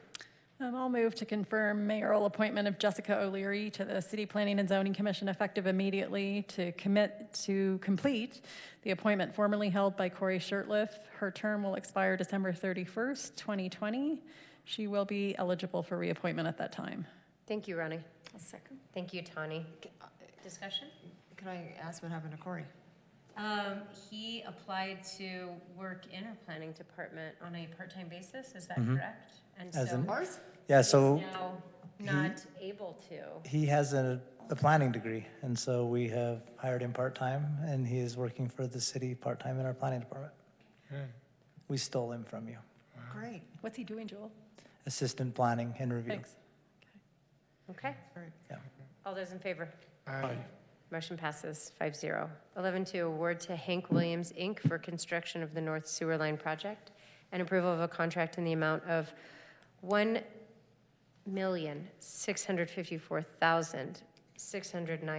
$1,654,609.07. Is there a motion? I'll move to award contract to Hank Williams for the construction of North Sewer Line Project and approval of the contract in the amount of approximately $1.7 million. Thanks, Mike. Is there a second? Second. Thank you, Tawny. Discussion? Somebody's saying it's Hank Williams. Is there any discussion? All That's those in Johnny Cash. I don't know how to. Your impressions I are went not too good. deep. Yeah. Okay, all those in favor? Aye. Motion passes 5-0. 11-3, pedestrian traffic crossing at 300 South and 400 East. Chuck, you're here, and I just want to say that the information that you put in the packet was extremely helpful, not only just to describe what was happening here, but also to describe how crosswalks are delineated. There is method to that madness. I don't know how much presentation or discussion this council wants to have, but Chuck, what would you like to share? Just that we evaluated, per the request from the charter school, they asked us to evaluate at 300 South. They asked us, council, to evaluate a crosswalk there.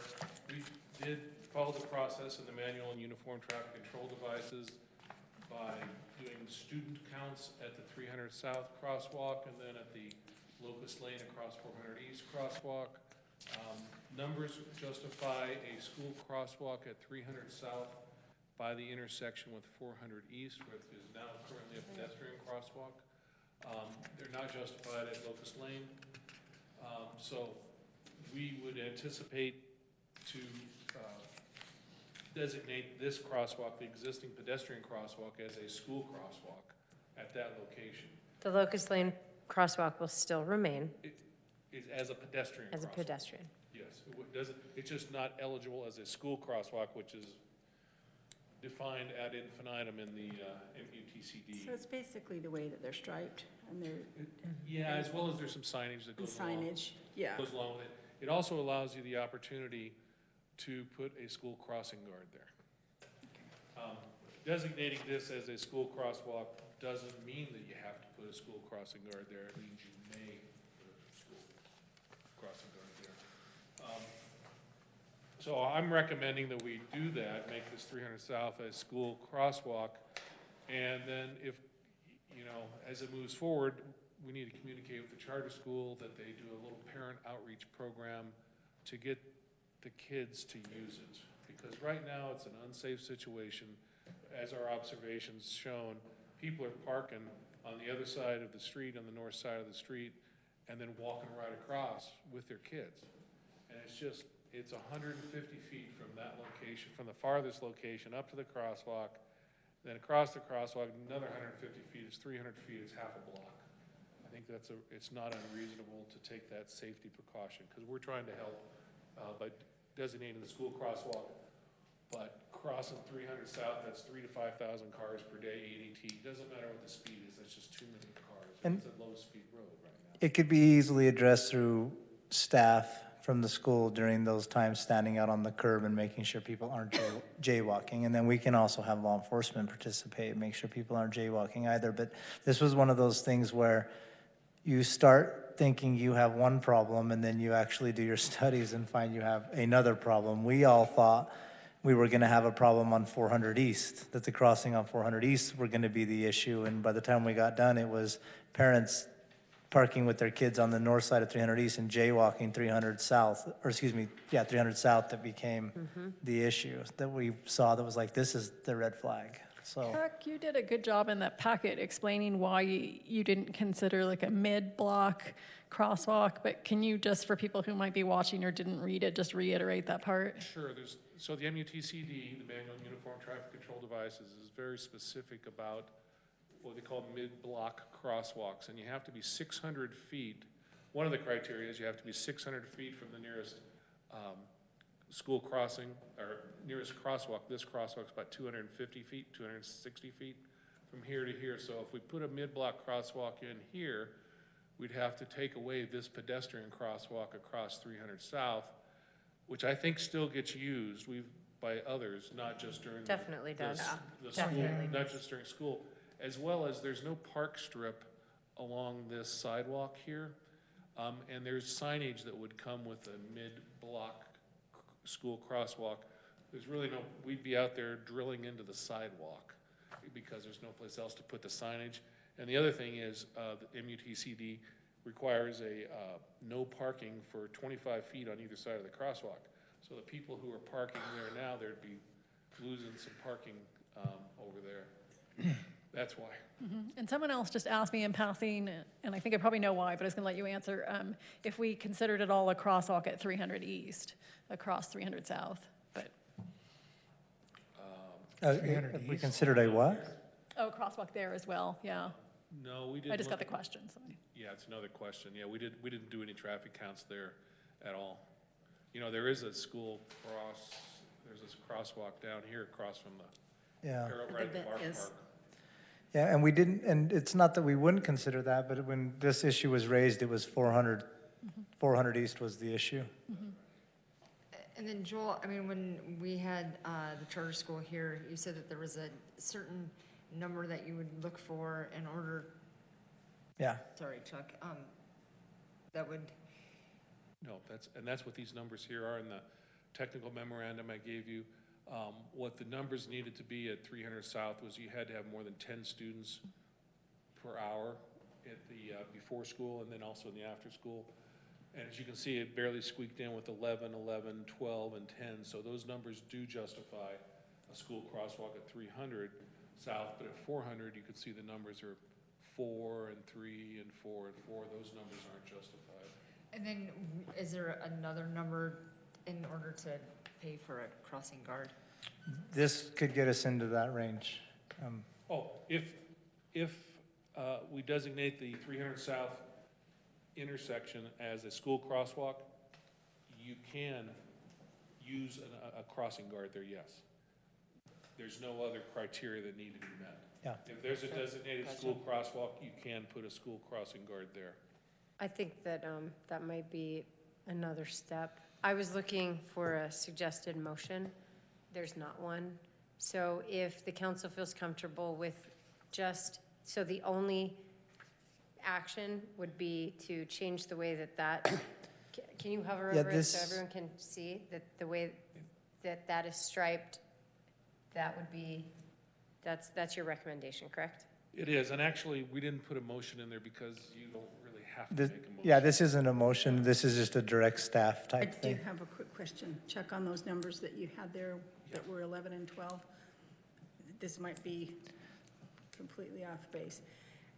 Are those numbers the kids that were using that crosswalk now, or did that include Jaywalkers. kids that were jaywalking? They were both. Both, okay. Yeah, it was because as we watched, and we were there for 8 one-hour periods, we found that people weren't going up to that crosswalk, but a couple were. But it was mainly people, parents parking and walking their kids across the street. Wasn't like, hey, Junior, go. They were literally getting. You gotta teach jaywalking, it don't come natural. So I think My parents told us to go play in the traffic. there's enough flexibility in the MUTCD for us to make that determination. Okay. I believe.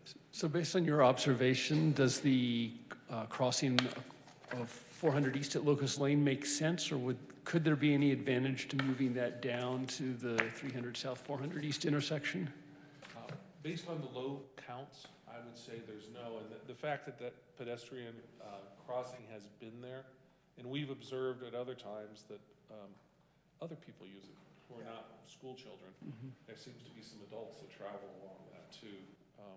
I didn't see anything that said, let's move that Locust Lane at 400 East crosswalk up to the 300 South. And again, if you do that, you're gonna lose 100 feet of parking right out in front of the school, and that'll become the next issue, is we don't have any parking. Just one final question. Having gone past the elementary school today, when school was letting out and seeing how much jaywalking was going on across Mevita, is that an area at some point we have to look at crosswalks again, or? Yeah, you gotta go. at least the- I suggest we do, yeah. I think we should. In fact, we've had traffic counters out there because it's tied into pedestrian counts as well as traffic counts, so we'll be doing that in the So it seems to me that the direction that the council is comfortable with is, yes, go ahead and restripe as a school crossing. I say make it so, number one. So this is, And the only thing that I would further is that I think I would like for this council to consider wherever there's a crosswalk, that especially crosswalks at critical points, that we implement a citywide orange flag system. I think it's working really well. I use the flag when I'm walking Locust Lane. I tested a theory. Do people stop? Are they more likely to stop if you don't hold the flag? And I guarantee that people are much more likely to stop when they see the flag, because that triggers, oh, it's a crosswalk. Whereas stripes and a sign do not do as much to do it. I wanna see your control factors and your scientific analysis. I'm just don't telling even you, you stop walk when into you an hold the They're gonna intersection. come in a and body they- cast next meeting. They're far more likely to stop, and for the little ones, Yeah. these flags are fun, and so it encourages them to use the crosswalks. So I just want Yeah. to suggest to this council that there are critical crosswalks that we have in our community. One of them is the 200 North 191, dangerous. I would love flags there. I'd love big, beautiful with reflective tape flags there. UDOT doesn't like using the orange flag crossing. We talked about that today, that there's some other treatments there that we could do in that intersection. UDOT won't let you use the flags on their roads, but on ours, we can. Well, I would love for us to consider. UDOT's got all sorts of crazy flags- rules. A flag policy because it's safe and it's fun I don't know. and it's effective. It could be branded with different dinosaurs. As long as they're flags, yeah. Okay, Okay, Is that good for direction? Okay. Thank you. 11.4, proposed ordinance 2019-29, an ordinance to remove or amend references to the fees in the Moab Municipal Code upon the adoption of a master fee schedule, Chapter 3.50, and to remove the mutual commitment registry, Chapter 9.44. Is there a motion? So moved. Thank you, Kalen. Is there a second? Thank you, Tawny. Tawny beat you to it. Is there any discussion? I just sent Rachel one question. I can get an answer for her later. There was one reference in Thank these you, Chuck. materials to fireworks, I think, sales and display, and the fact that, you know, we could make some changes because that was going to be in the master fee schedule. But I noticed when I looked at the master fee schedule, maybe it's covered by something else, but I didn't see fireworks per se. So that was just my only thing I wanted to double check on. I will address the fireworks with her. We didn't have any fireworks booths in city limits last year, so, but we need to have a fee in there, so I'll address it. Okay. Anything else? All those in favor? Aye. Motion passes 5-0.